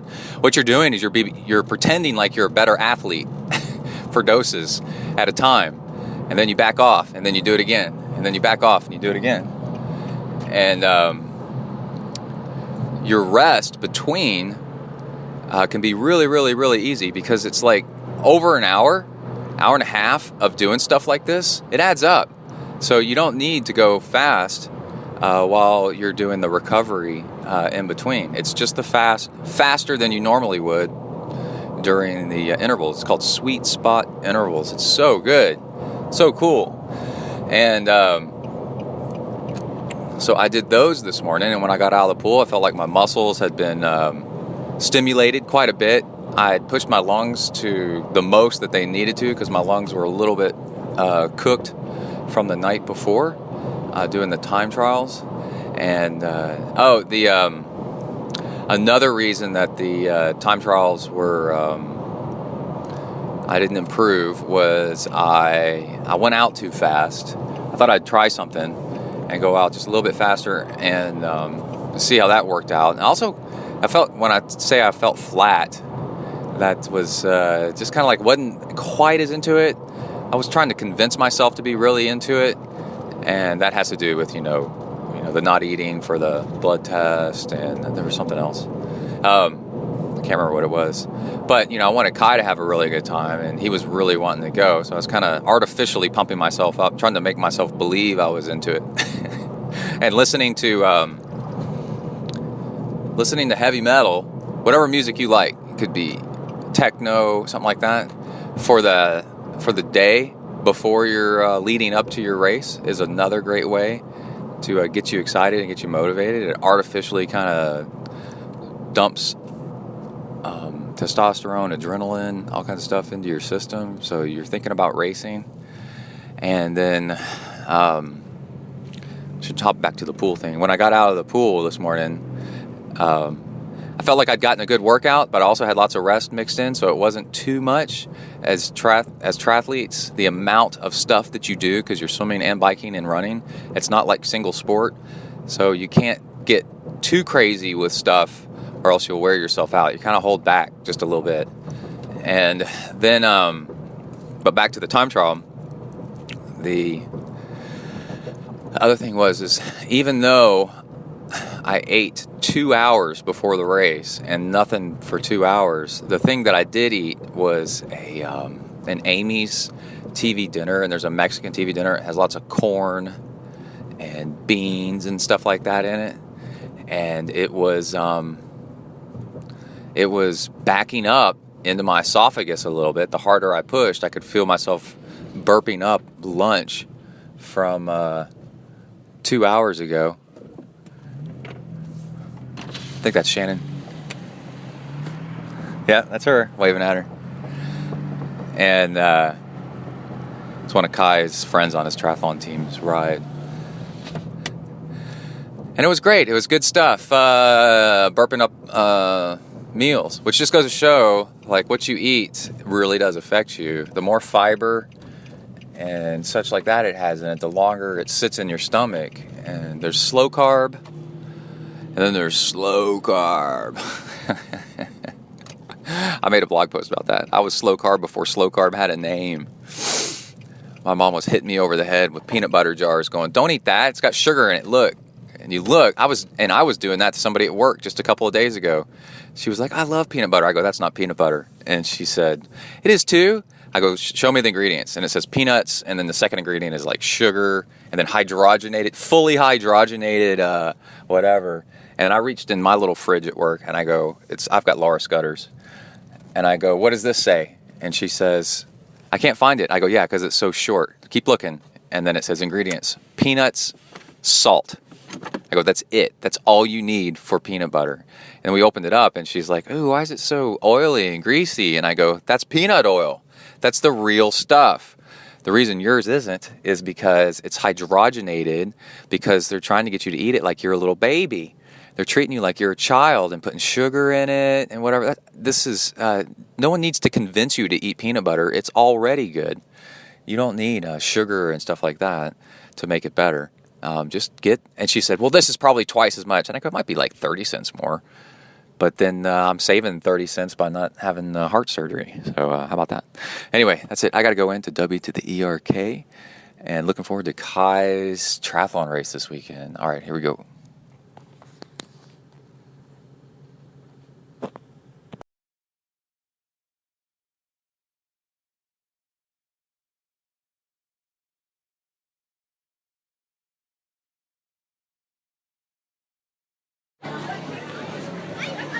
Hello. All right, we are here at the Kids Triathlon in Austin, Texas, the Moxie 2015. They're warming up in the big grass lawn. We're at a beautiful country club overlooking just a beautiful little, kind of like a little canyon. And it's been pouring rain off and on for the past, since around midnight maybe. And we're putting on the race. They're putting on the race in spite of it all. And it's really cool watching all the kids. Now they're doing jumping jacks. And please pay attention. Sorry. I think Kai is swimming his age group.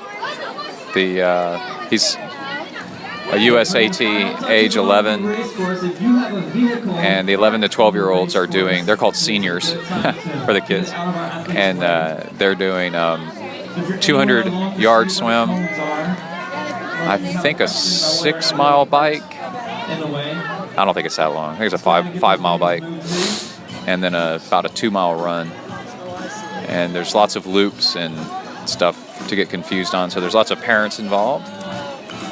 I came over here to record this because kids were cheering and chanting. Maybe we'll get a little bit of that here in a minute. And everything's been nice and low key. They pushed back the race twice, an hour each time, so now we're 2 hours behind, and I think a lot of kids have left.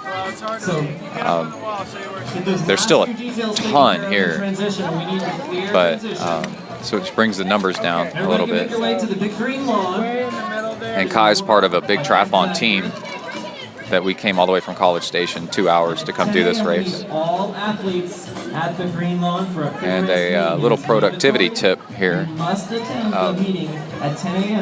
Under the team tent for 2 hours, there's parents sitting there miserable while not too miserable, but while the kids are, here we go. All right. Because there's nothing to do while it keeps getting pushed back. And you can fix this by getting a data package on your phone, and then with your laptop having a tethering to your phone, and then getting work done in the meantime. And I was doing coaching and updating the blog and getting the podcast out in the car, staying out of the rain while all that was going on. So I used the iPhone and MacBook Air to get all that done. The MacBook Air has just an awesome battery life, so it's really good for productivity while out in the field. I use it all the time to get stuff done when a lot of other people are wishing they could, and that's the solution. That's how you do it. So you still got to find a nice balance and not being too much into it, but it's nice. So what do you think, babe? Oh, she's yawning. Get some oxygen into your brain, babe. There you go. What do you think of this race? Ready for the rain to stop. All the days for it to You're rain. looking away from the mic when you said I'm ready for the rain to stop. Yeah. That's it. That's it? Yeah. How do you think Kai's going to do? I hope Kai doesn't wreck like you did on your bike. Like me and everybody. That's still not healed. Yeah. Yeah. Well, it itches, and Christine Lynch says that's good. Okay. It's just that like a means huge bulge underneath it that's not normal. Huge bulge? Yeah. That's a problem? Yeah, it is a problem. It's not normal. Anyway. Okay then. So we're Kai's starting in about half an hour or less. Yeah, No, 15 minutes. But other kids got to go first, right? He's one of the later kids. Yeah. And then we're timing we've been asked to time his laps and loops. Let's get away from people yelling.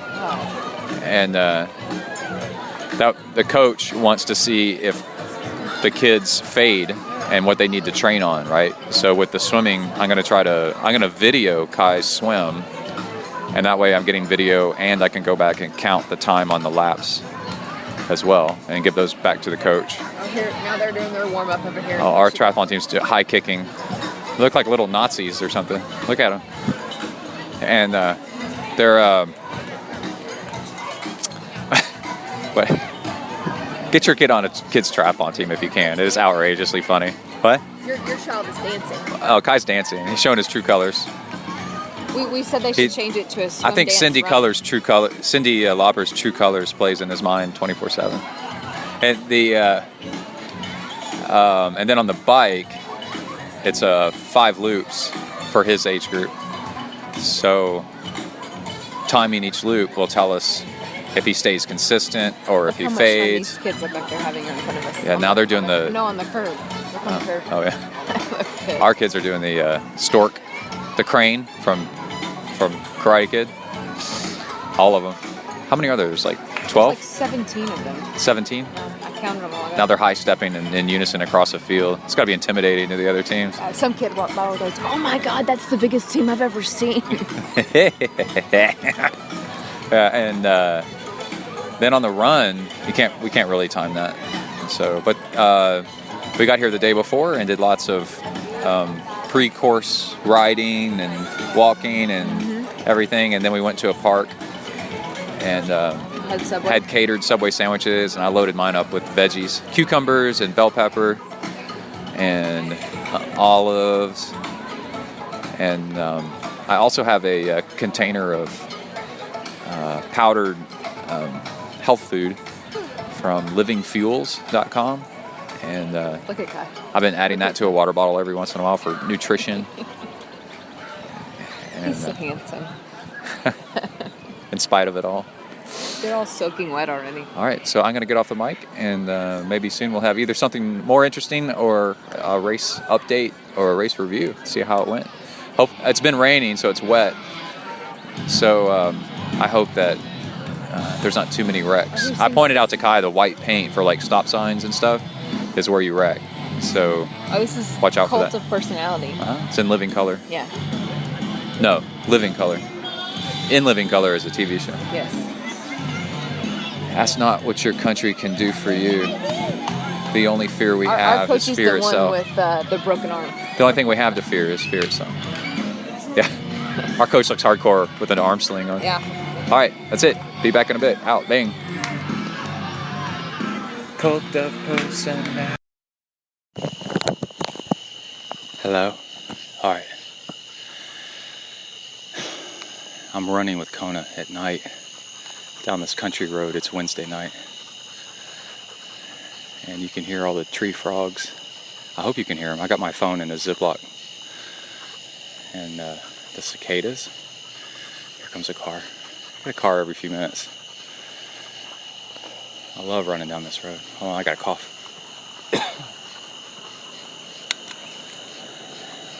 I don't need the brights. It's okay. I hate it when cars turn on their brights. Wait, I hear a tree frog. There was bullfrogs earlier. And I'm wearing an amphipod running belt. And you can clip 10 ounce or 10.5 ounce bottles of water or whatever you want to it.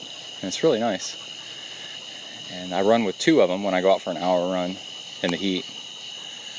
And I put, dinner table spoon, which is not that big, it's pretty small, of honey in each one. So I'd say about 100 calories maybe of fuel and some sea salt.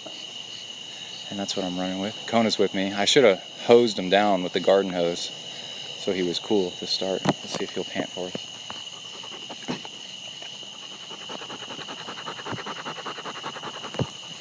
And this is the sounds of triathlon training in the countryside. It's getting dark. It's 9 o'clock at night. I see some kind of star. I had broccoli with my dinner, so now I got gas, which is fun. Here comes another car. And I think we'll get started again. I just wanted to pause because of the tree frogs and how nice it sounds.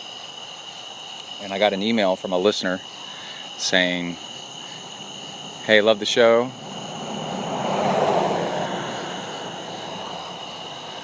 Cadillac SUV. Love the show. But last episode where you just read off your training log, that was cool. But go back to training, to recording on the move. It's neat." And so tonight is a no heart rate monitor run. I'm running, my heart rate monitor battery went out.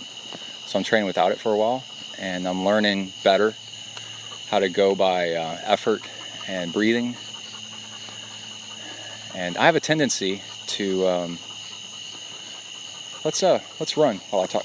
I have a tendency to, when I get going, I get to the correct pace, and then when I start going a little bit too fast and I start fading, just the tiniest bit, after a while, there's the Garmin kicking back on from the autopause.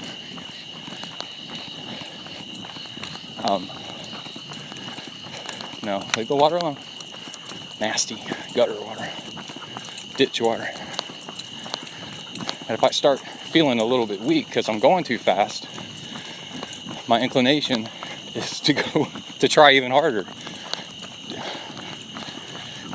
I'm just now realizing that I'm doing that a lot. I've probably been doing it my whole life, and that leads to blow-ups, right? So an example would be, let's say on the bike. I'm trying to bike at what feels like a fast pace or a nice pace. And I start struggling, breathing hard, whatever. But you can sense that you're slowing down. And it's, let's speed back. Let's apply more effort to get back up to speed, right? Because that was the right speed. Well, the opposite of that, and the smart thing, is that was not the right speed. You were going too fast. And you need an ego check. And you're not that good. And I've been doing that lately, been backing off. And now it's like I'm dancing around the edge of just right and too fast and pulling back. Letting myself go and have fun. And being able to understand and feel, oh, that's a little bit too fast. Pull back. And then while pulling back feels too easy for a moment, after a little bit, you're like, man, I'm glad I pulled back. Because now I'm feeling just right again.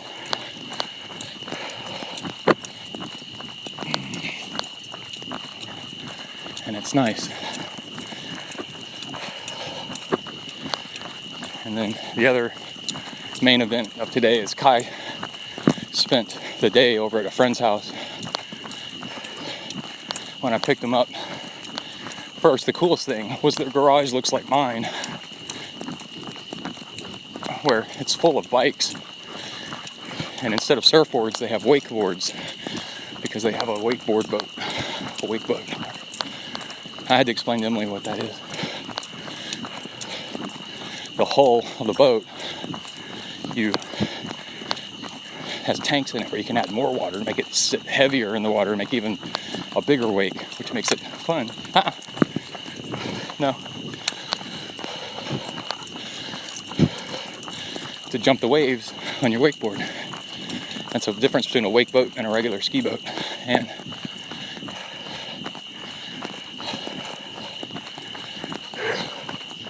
so we were talking in their garage with the mom and the dad. And I was like, I love y'all's garage.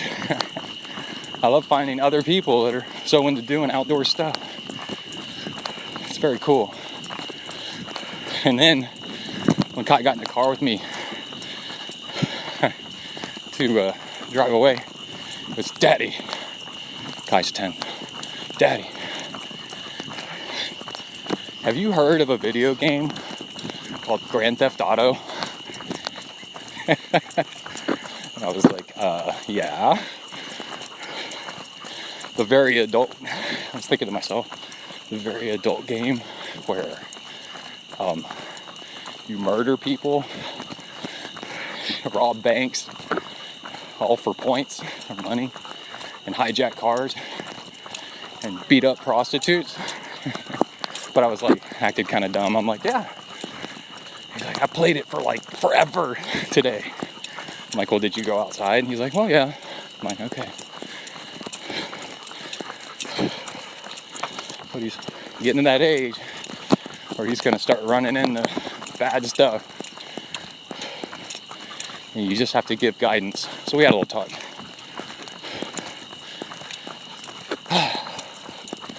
And I said, that game, you need to remember what happens in video games. If you do it enough in games, you're going to think it's okay to do it in real life. You need to remember there's a difference.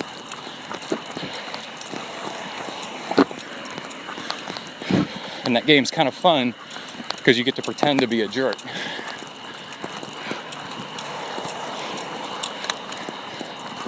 We need to take a right up here. Gotta wait for these cars to go by. Here, let's go.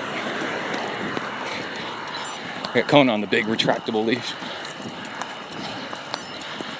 And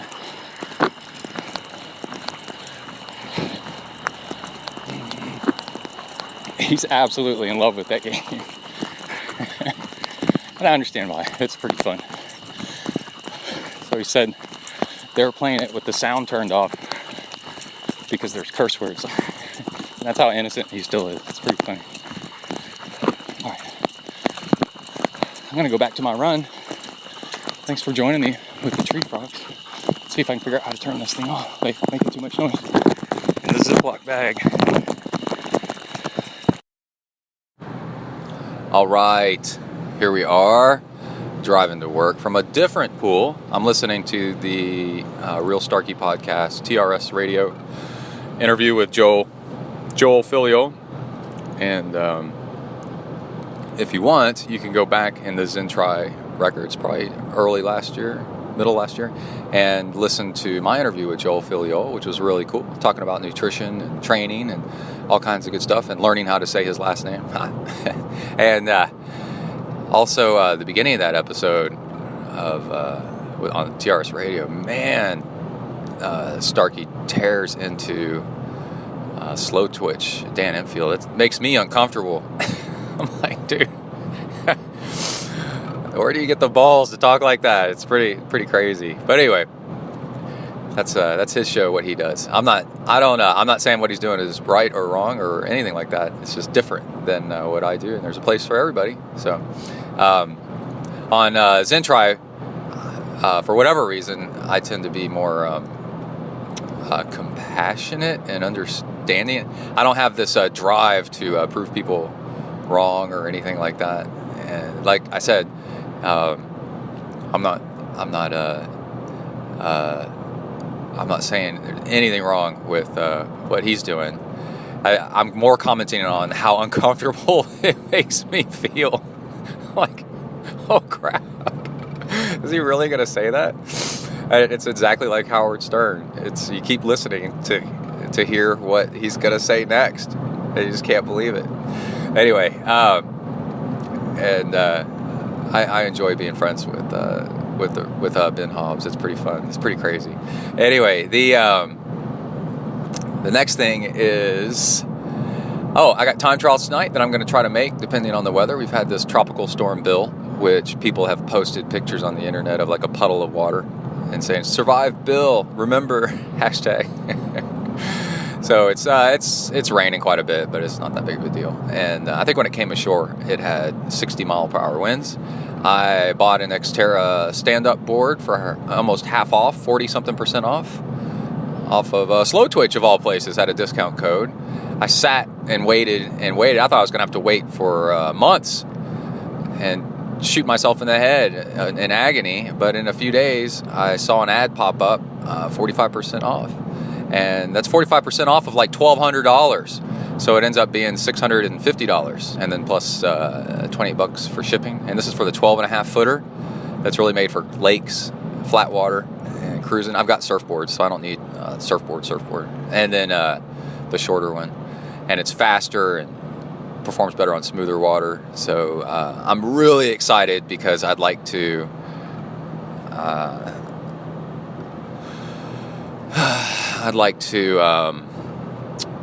Do the whole family thing where I paddle and take Kai out and he swims some, and then he swims open water while I paddle next to him, and then we can trade places and do that. And Emily, and we have a lake, where we can do that kind of stuff. It'd be kind of fun. So I'm hoping that this works out. Emily's going to be pissed that I bought this thing, but I'm buying it for everybody, and so that we can do something besides triathlon. And I really want to go explore shorelines on a paddleboard, because I've done it before, and it's really cool.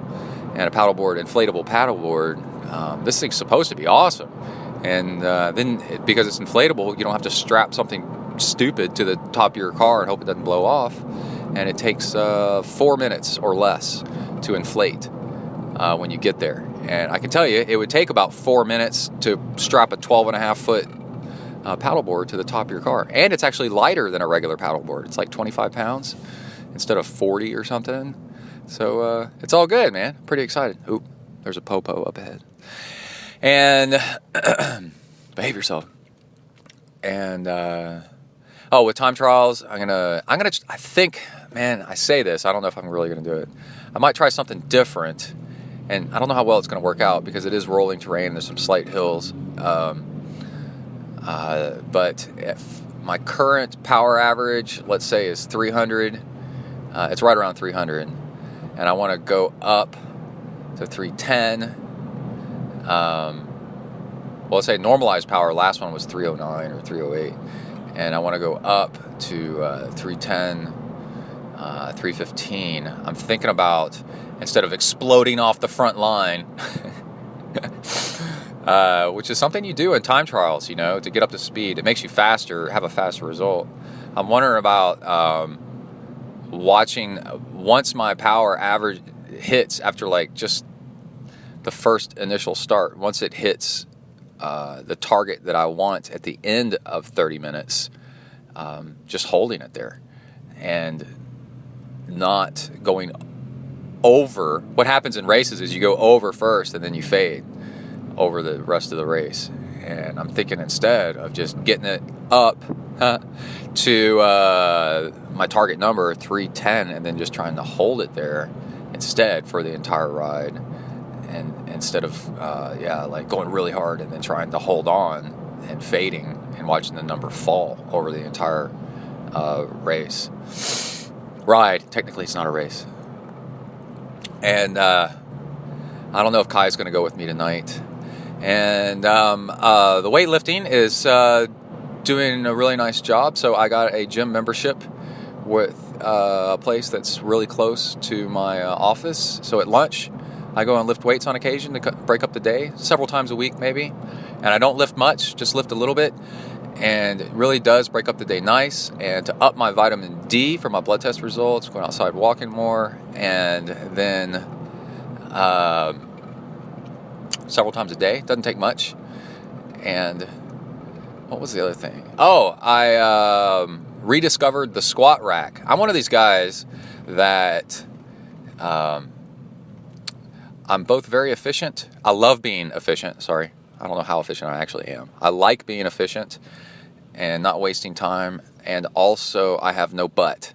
And what I mean by that is I have bigger than average shoulders, chest, back, and arms-ish. I let my arms kind of go a little bit. I don't really think about it that much. They used to be bigger than average. And then my legs used to be a little bit skinnier than average. This is the way I'm built. The bigger than average upper body comes from just swimming and push-ups, and all the military stuff I did, and weightlifting. And then, which goes hand in hand with military stuff. Dudes like to get huge, get swole. And then, we didn't have that term back then. And then all the cycling and running I've done over doing triathlon the past 15 years or so, my legs have gotten bigger. So now they're kind of average size, maybe just say nice. How about that? And then nice and average. And then, but for whatever reason, I'm one of those guys that has no butt and white dude with no ass. And I'm cool with that. That's the way I was built. And the rest of my body would be nothing if I hadn't worked on that. So it's not that my butt's undersized. My butt's normal sized for my build. The rest of me's oversized from all the exercise crap. And so the squat rack, I'm doing like leg extensions and hamstrings, stuff like that. And I'm like, man, I'm doing all these different machines and free weights and stuff. And I'm looking at I've never really enjoyed the squat rack. But there's a squat rack machine, which is nice and safe. And then I'm looking at it, and it's just got the diagram on it that's got the muscles colored in on what it works. And I'm like, Jesus, man, I should be totally doing the squat rack because it works your ass big time, and your quads and your hamstrings, and you can even, when you're done with a rep, you can kind of push with your toes and work your calves. And I'm like, I could just live on this machine, and my legs and butt could get really, really powerful, and I could be a much better swimmer. I could be a much better cyclist and runner if I got into doing the squat rack, just like I used to get into certain weights to become a better swimmer, which worked. I was a fantastic sprint swimmer because I was weightlifting at the time, a whole bunch of upper body stuff that was all kind of swimming focused. And so I could overpower the water in spite of having just kind of average hydrodynamics, efficiency. So there's that. So I'm going to hopefully get into using the squat rack more often. But I wanted to say with time trials tonight, no squats today or yesterday, but I did them 2 days ago, and that should set me up nicely for 2 days later, which would be today, to put out some good power on the bike. You got to, if you want to improve something, it's kind of like every other day, stress the system and kind of go by feel a little bit. And I also wanted to mention, I'm enjoying the battery on my heart rate monitor going kaput and not using it. I got to be a pretty good swimmer never using heart rate, as all great swimmers don't use heart rate and just learn to swim by feel. And I'm gonna go back to going without heart rate on the run because for a while, we'll see, and on the bike because it makes me without the heart rate, it makes me pay attention more to how I feel and how I'm breathing and stuff like that. And that's nice. And as a coach, I'm not saying don't go without heart rate. What I'm saying is once you plateau with something and you get the opportunity to kind of experiment and try something else, go with that for a while. It does not matter. Brett Sutton would say it really doesn't matter what the tool is as long as the tool improves you. And that's the end goal. So you always got to keep that in mind. And swimming today, by the way, was sweet spot intervals. And I really like these. What you do, and you can do this swimming, biking, or running, or doing anything. You get warmed up, like 10 minutes, just kind of swimming easy, running easy, biking easy. And then after a while, you pick up the pace and keep picking up the pace. And then over a few minutes, you get where it's starting to tire you a little bit. And once you notice it's tiring you, then you stop, back off, and recover. You can hang out at the wall for a second. Not long. Do not hang out at the wall for a long time talking to people or whatever. That is the poison of swimming, is people hanging out at the wall. A lot of times I'll if I see somebody that's hanging out at the wall and I know they're going to try to talk to me, I end my set or whatever I'm doing, if I'm taking a break for a second, at the other wall or in the middle of the pool, because you'll start talking, they'll start talking, and the next thing you know, you've wasted 10 minutes of your hour talking to people. It's the worst thing in swimming whatsoever is seeing age groupers, triathletes that aren't good swimmers spending all this time in the pool talking instead of swimming. And if you were on real swim teams growing up, the pain and agony of real swim teams, you realize there is such little time on the wall hanging out and talking. It's bam, bam, bam, bam, bam, intervals, and no rest, very little rest. And you keep going, and there's the right amount of rest, but sitting around and talking with people at the edge just makes you want to rip when you see that as a competitive swimmer, it makes you want to just rip your hair out. It's like, dude, you got to swim. You would not do this running. You would talk while you were running, or you would talk while you were biking. But you can't do that while swimming, so people stop. And then because they're stopped, they're not swimming. And guess what they're not doing? Getting better.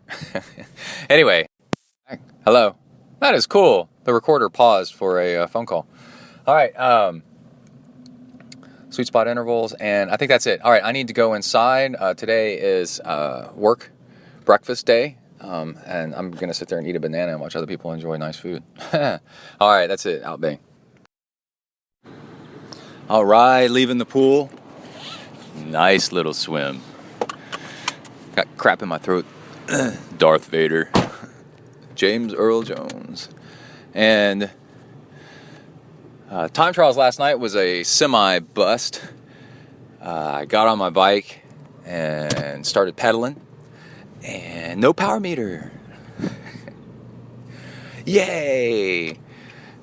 And restarted my bike computer. And no power meter. And even worse, my... there's a guy pedaling across me as I'm trying to get across the intersection. When the seat's really low and they pedal really slow, what do they call that? It's like a moonwalker or something like that. It just looks really funny. Anyway, just a dude pedaling his bicycle. I went, oh my God, catch up. Got to the starting line. There's water across the road because we had Tropical Storm Bill. Water across the road about 2/3 of the way through the time trial course. And so we do out and back. And so we decided to go to the bridge and back instead. So it cut down 12 miles down to just 8. And it goes to show you how you get good at what you do. And because the course was different, I felt off the entire way because I didn't know, because I haven't raced it a bunch. So I don't know like how hard to go because it's unfamiliar, in a weird way. And I got beat. I got straight up beat by 6 seconds by my new arch nemesis, which was fun. He was so excited that he won. He just straight up beat me. And what was funny was it was 19 minutes about. What was funny was start off and it's open road. So there's just the smallest amount of traffic. And there's a pothole that you have to, if you go to the right, it's really sketchy, and you're going high speed.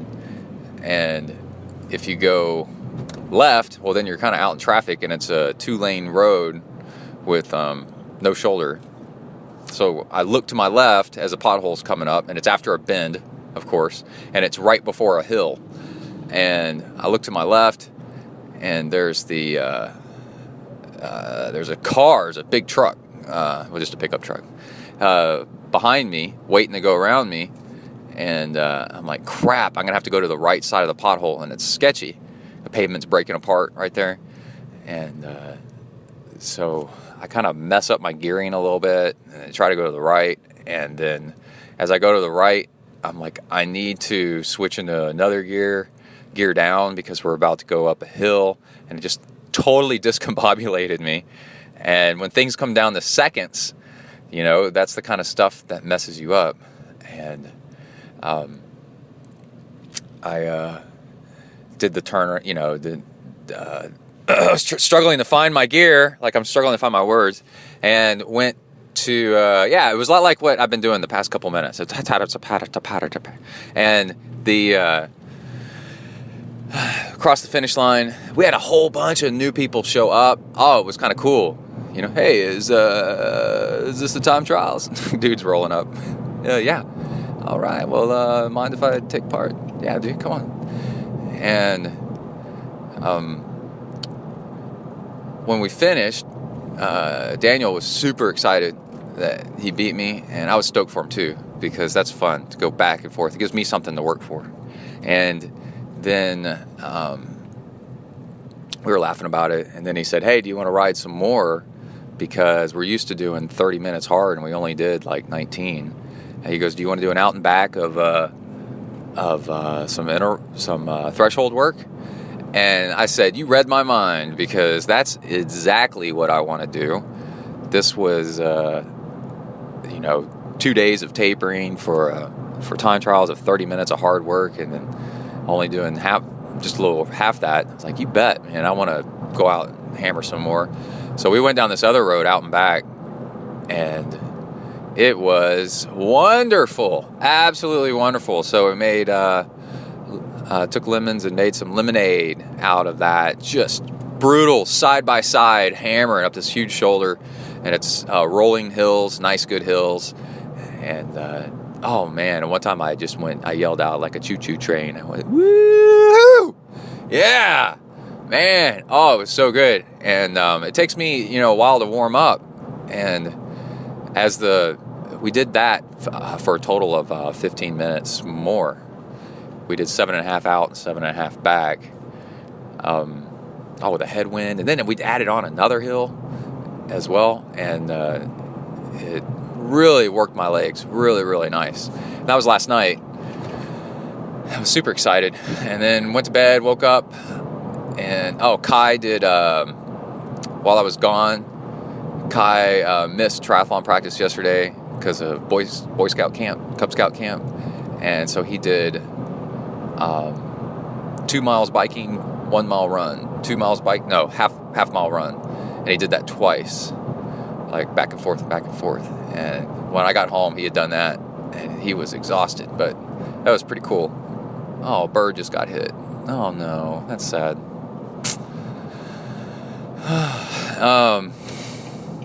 That's a bummer. Made me sad to see that. The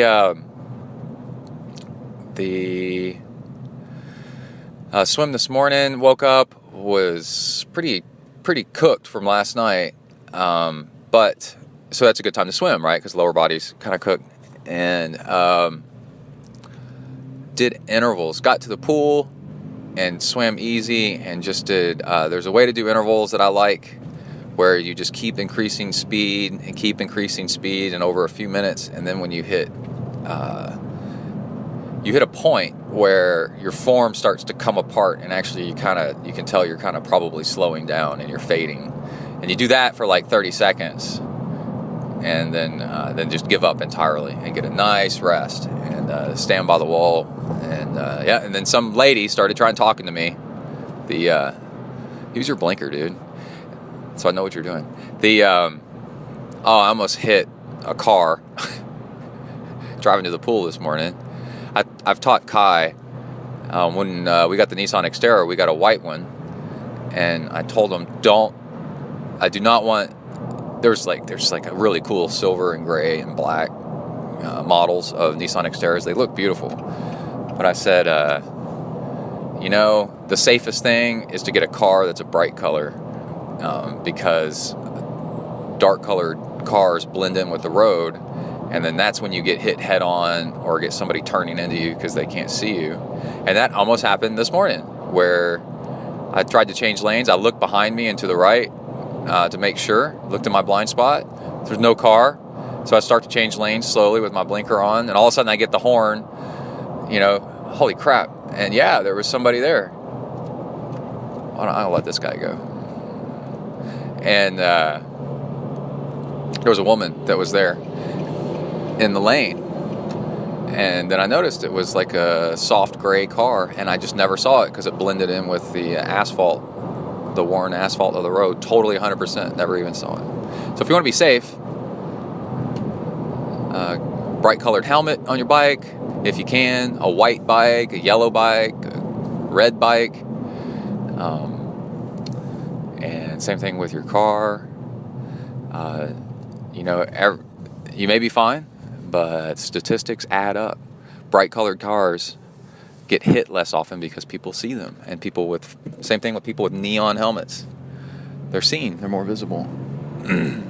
Kai's got a black helmet right now, and it's starting to break apart. The straps are, and he needs a new helmet, and we're going to get him a light colored helmet so that he's more visible in traffic, for example.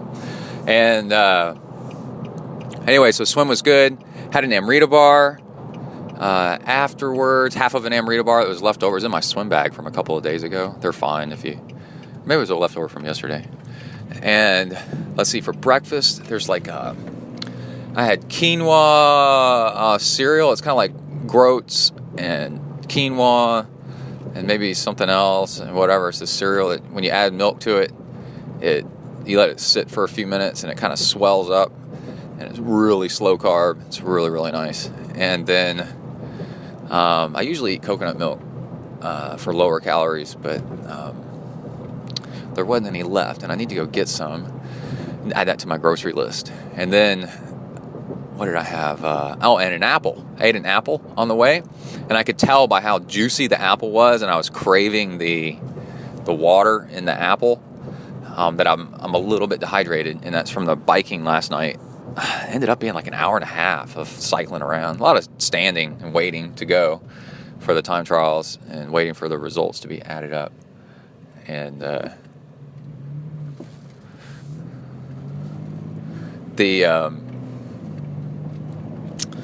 sorry, somebody pulled out in front of me in traffic again.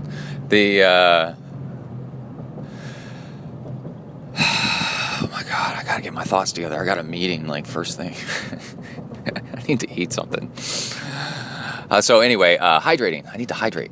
But the intervals felt really good, and I didn't even count them. Just do them, and if you rest enough, hey, there's a bunny rabbit. Dude, he's just sitting on the curb, just going to town on some grass. Oh, I saved a crawfish out of the parking lot the other day. It's been raining so much. I was taking a walk in the parking lot, and a crawfish, just in the middle of the parking lot, just walking across it. And a coworker and I threw him in the creek. And I say, how do you know it's a boy? It could be a girl. Why do we assume it's a boy crawfish? One time I caught a scorpion and kept it in a fish aquarium on my desk for a few weeks or months. And I named it a girl. I named it Scully the scorpion. Off of like X-Files. This was a long time ago. And Agent Scully. And I remember everybody was just like, why is it a girl? I go, why isn't it? Why would it be a boy? All right. 50 women in Kona. All right. That's it. Out. Gotta go. Bye.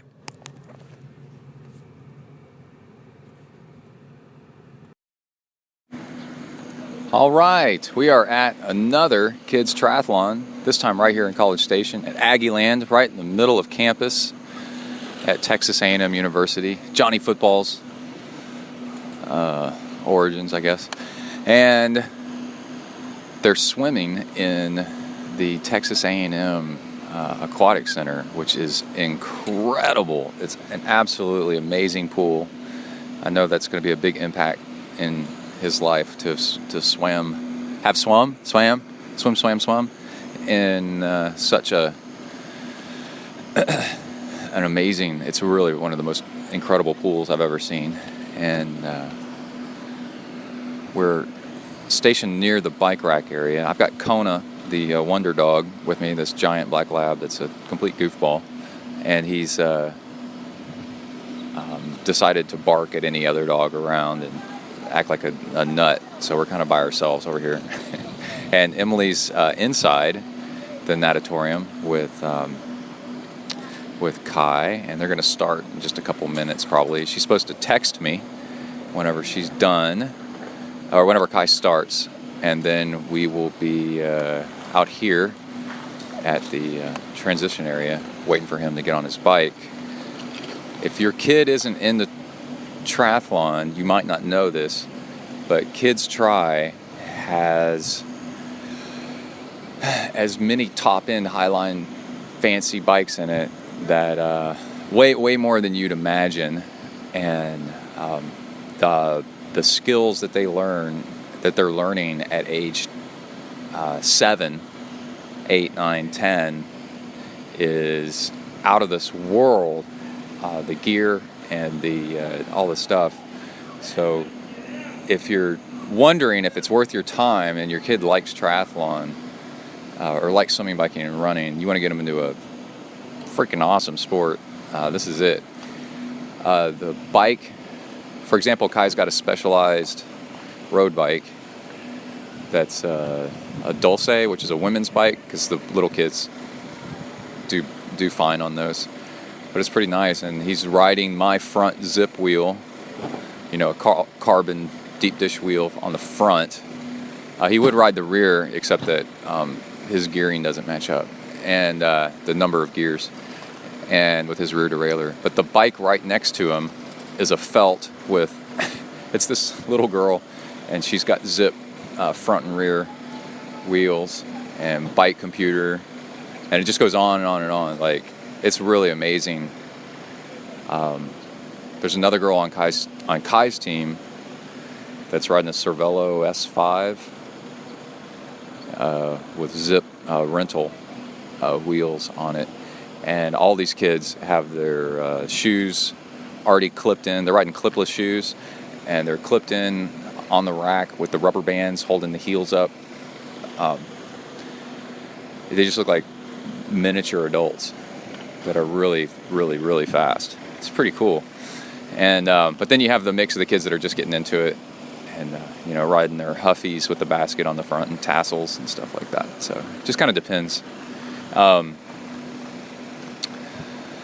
Yeah, it's humid, overcast. It might rain a little bit.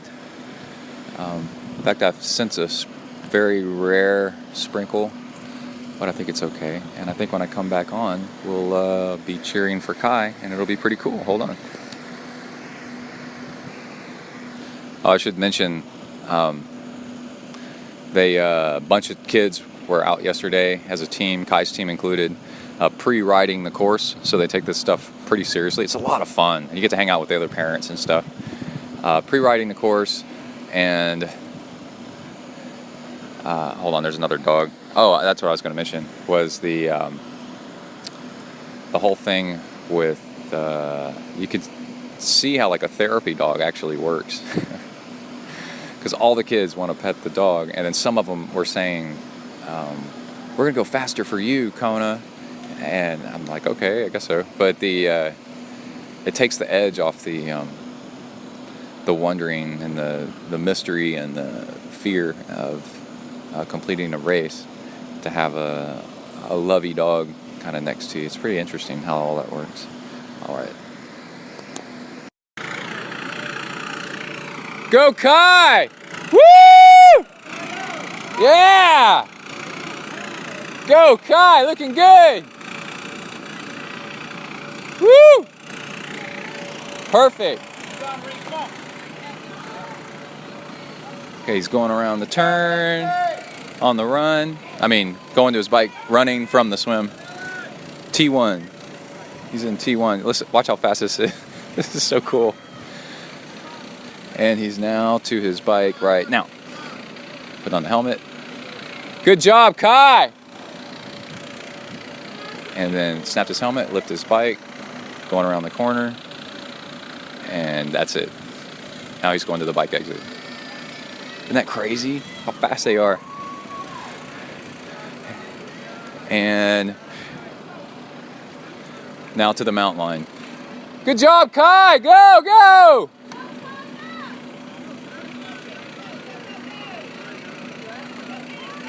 Mounting, rubber band snap as he starts pedaling off, and now he's putting on his shoes. Sweet. That is awesome.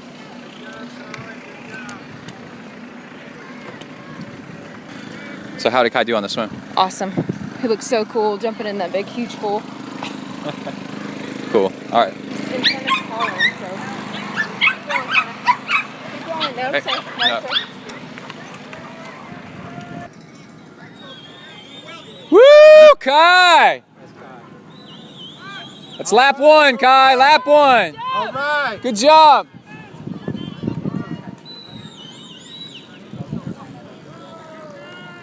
Good job, bud. Go, Kai. This, Go. that's two. He looks exhausted.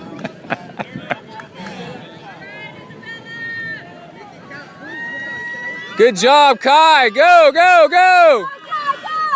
Woo! All right, let's go ahead and wrap up the show. Woo! For this episode, I need to put this one in the bank. I'm about to go out on a long run with a friend. He's going to do the first hour of it. He's getting back into running, and I'm going to be going so easy that it should be an easy pace for him, even though it's hot. 6 p.m. Here in Texas, it's probably 85, 90 degrees, really, really humid. And 2 hours before my run, actually like an hour and a half because I got kind of started late, I ate green beans with some carrots, and there were some new potatoes and a little bit of beef tips in there. And it came with Merlot sauce, but I just kind of dribbled just a little bit of Merlot sauce on there because, it's manufactured. It's prepackaged, so it's probably crap. So I just did just a tiny bit of that for flavor. And salt and pepper, sea salt and pepper. And then I also had some kale stuffed pasta, and with guacamole on top of it. A lot of guacamole, which is high in fat. It's really good. And a little bit of sriracha on it. And holy cow, that was yummy, man. And I'm letting that settle. I learned from doing the time trials that even though I'd eat 2 hours beforehand, if I ate too much, that it would start to back up into my esophagus as I was pushing my body really, really hard. And I'm not going to be pushing that hard, and this is going to be a lot longer, so it's got some extra time. But also, I have left over from my Saturday long bike ride about almost 300 calories of fuel that I put the fuel bottle in the fridge when I was done with my ride, and I've been saving it, and I put that into some running bottles mixed in with water and stuff like that. And I'll break that up over 2 hours. 2 hours and 15 minutes is my goal tonight. Next episode, we'll talk about how well it went. We'll save that as a cliffhanger. My extremely boring 2.5 hours, 15-minute run. But that's Sunday evening. Couldn't run early this morning because of Kai's triathlon, which was a ton of fun, Father's Day thing. He just got mad at me and finally stormed out of the house to go ride his bike because he didn't want to go swim at the pool with his friends. And when I asked why, he said he didn't know, but didn't want to go swim, and his friends left to go to the pool. And then he went over to the couch and pulled out an iPad to continue playing a video game. And I said, that's it. Give me the iPad and turn off the TV. If you're not going to go to the pool, then you're not going to play video games either. And then after a while, after he threw a little bit of a fit, he decided it was more fun not to be in the house with nothing to do. So now he's outside. Probably went to the pool.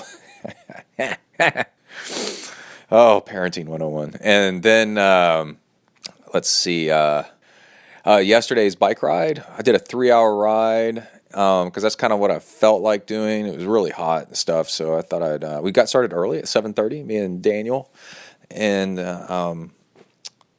average like 230 watts normalized power, just nice. And I was using Infinite as my fuel. I did a custom blend. That reminds me, I need to order some more. And I don't know if I'll order custom anymore, but it's definitely nice. And I made a bottle that was 3 hours at 300 calories per hour, and I ended up only using 2/3 of it and was hammering at the end, just feeling incredible. Knocked out like 62 miles, 21 miles an hour, and it was windy and rolling terrain. And Daniel, who's an awesome cyclist, was like, holy crap, dude, you buried me today. And I was like, wow, I was feeling pretty good there at the end. So just like, what's his name? I'll think of his name in a second. Sometimes less is more. There's a sweet spot of enough carbs to make you, to give you the energy to do what you need to do. But like Maffetone will say, and that's not the less is more guy, but it kind of is, but that's not the person I'm thinking of. Dave Mira is the guy I'm thinking of. But Maffetone says if you eat too many carbs, especially simple carbs, it shuts off your body's ability to burn fat as fuel. And so you want just enough to keep you happy. And fat, I don't know how true this really is, but the saying fat burns on a carb fire, it's true until you get too many carbs. And then too many carbs turns on your insulin reaction, or floods your body with insulin. And apparently insulin, once you get enough of that in your system, well, that turns off your fat burning. So it's like a cascade, it's a chain effect. It's good up until a point, and then after a point, then it's bad, too much. And we're going to have somebody on a show pretty soon that's going to be talking about that, looking over my blood results. I'm at the upper limit as of the blood test of, but the blood test looks over 3 months, and I think I'm getting better, of a carb burner. And I'm slowly working my way back down. And like you just heard, that stuff I was eating is very, very slow. The stuff I ate before my run today, very, very slow burning, and does not cause a big insulin spike. And and then on the bike, what I was doing, I wanted to talk about this on the show. What I was doing was I take a small mouthful, more than a sip, but less than a glug. How about that? Of fuel. And then I would just wait until I got hungry again. And then when I got hungry again, I would take another one. And that way, instead of being on a timer, which ignores what your body actually needs, you're training your body, not a clock. I always say that, or not the stopwatch. So I was responding to, I'm hungry now, I could use a little bit of fuel. And learning about how much is the right amount. And when I was doing that, that's what actually works for me. And whoa, holy crap, way, way better. And not trying to do, the thing where you keep trying to train your body up with carbs. That just doesn't, I've done that, and it just doesn't seem to work for me. I think I overdid that over all these years. And then another thing is a long section of the ride, about 30 minutes or 40 minutes, was uphill and into the wind. And I noticed after that, I hit the lap button before that part of the ride, that I averaged like 15 more watts than usual up that part. And the fuel that I had taken on already started to come up. I kind of burped a little bit, and basically my heart rate was higher than normal. And basically you're working harder. And then what that does is it shuts down your body's ability to absorb the calories that you just took in, and it messes you up. And you bonk, but then because you slow down, you're not feeling as strong. Well, then you take on more fuel as the answer, but your body can't absorb the more fuel because you're already going harder, and it's a problem, And so I did the lap button to prove to myself that I was suspicious, that I was going harder on this uphill section into the wind, because I think I usually do. It's my regular route. And then after a while, my stomach settled a little bit. And then I got back to fueling normal again, and everything started clicking over again. And like I said, I had an awesome end of the ride. So less is more, and especially if you're going harder, you need to take even less, actually, because you're not going to be able to absorb it, because your body's sending all of its energy to its muscles instead of your digestive tract. It's pretty cool. So in the end, I was probably doing about 250 calories an hour, I think, or maybe less, maybe 215 or 220. Anyway, that's it. Let's see. We've got Sound Probiotics. I want you to check them out. I take one Sound Probiotic every day, and I love it. They last forever. I've got 2 bottles of it. I think I'm just finishing the first bottle, and after a long time, and I said at the beginning of the last show that they have bacteria in them. They do not have bacteria in them. They have the food that healthy bacteria prefer. And so what you're doing is you're creating a food supply for the good stuff.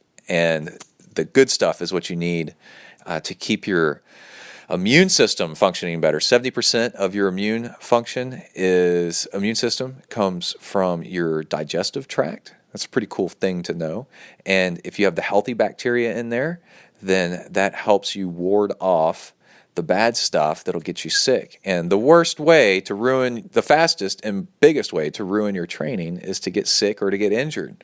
So you can avoid the whole getting sick by having healthy bacteria in your digestive tract by feeding them good stuff. It's kind of like feeding fish. You want to feed them healthy food, you sprinkle it in there, and then the fish are happy, and they're just kicking butt, and it's really, really nice. Anyway, you can go to soundprobiotics.com, just like Rachel Joyce is sponsored by them. It's pretty cool. And get 10% off with discount code ZenTri. Check them out. Try ZenTri in all caps. And check them out. Big sponsor of the show. Really enjoy that they're helping us out. And I enjoy not being sick ever. I almost got sick the other day. I felt under the weather last Monday for about 2 hours. And then I was fine again. It drives Emily nuts. But Emily pumps her own gas, so as she says. So I can't get her to do anything unless it's her choice. She's a lot like me. And so someday she'll take these probiotics. But anyway, that's it for the episode. I want everybody to stay safe out there. Stay tuned for next show. And work the uphills, cruise the downhills, and keep the rubber side down. Out. You all right, Kai?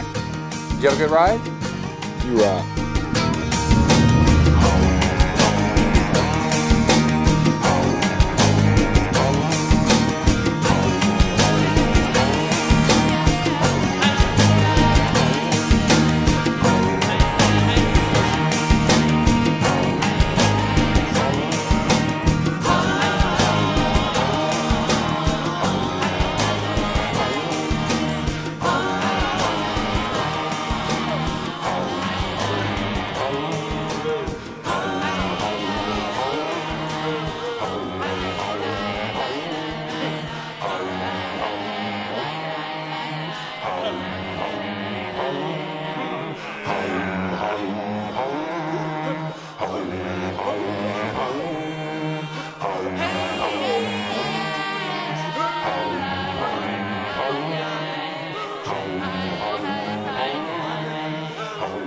Home.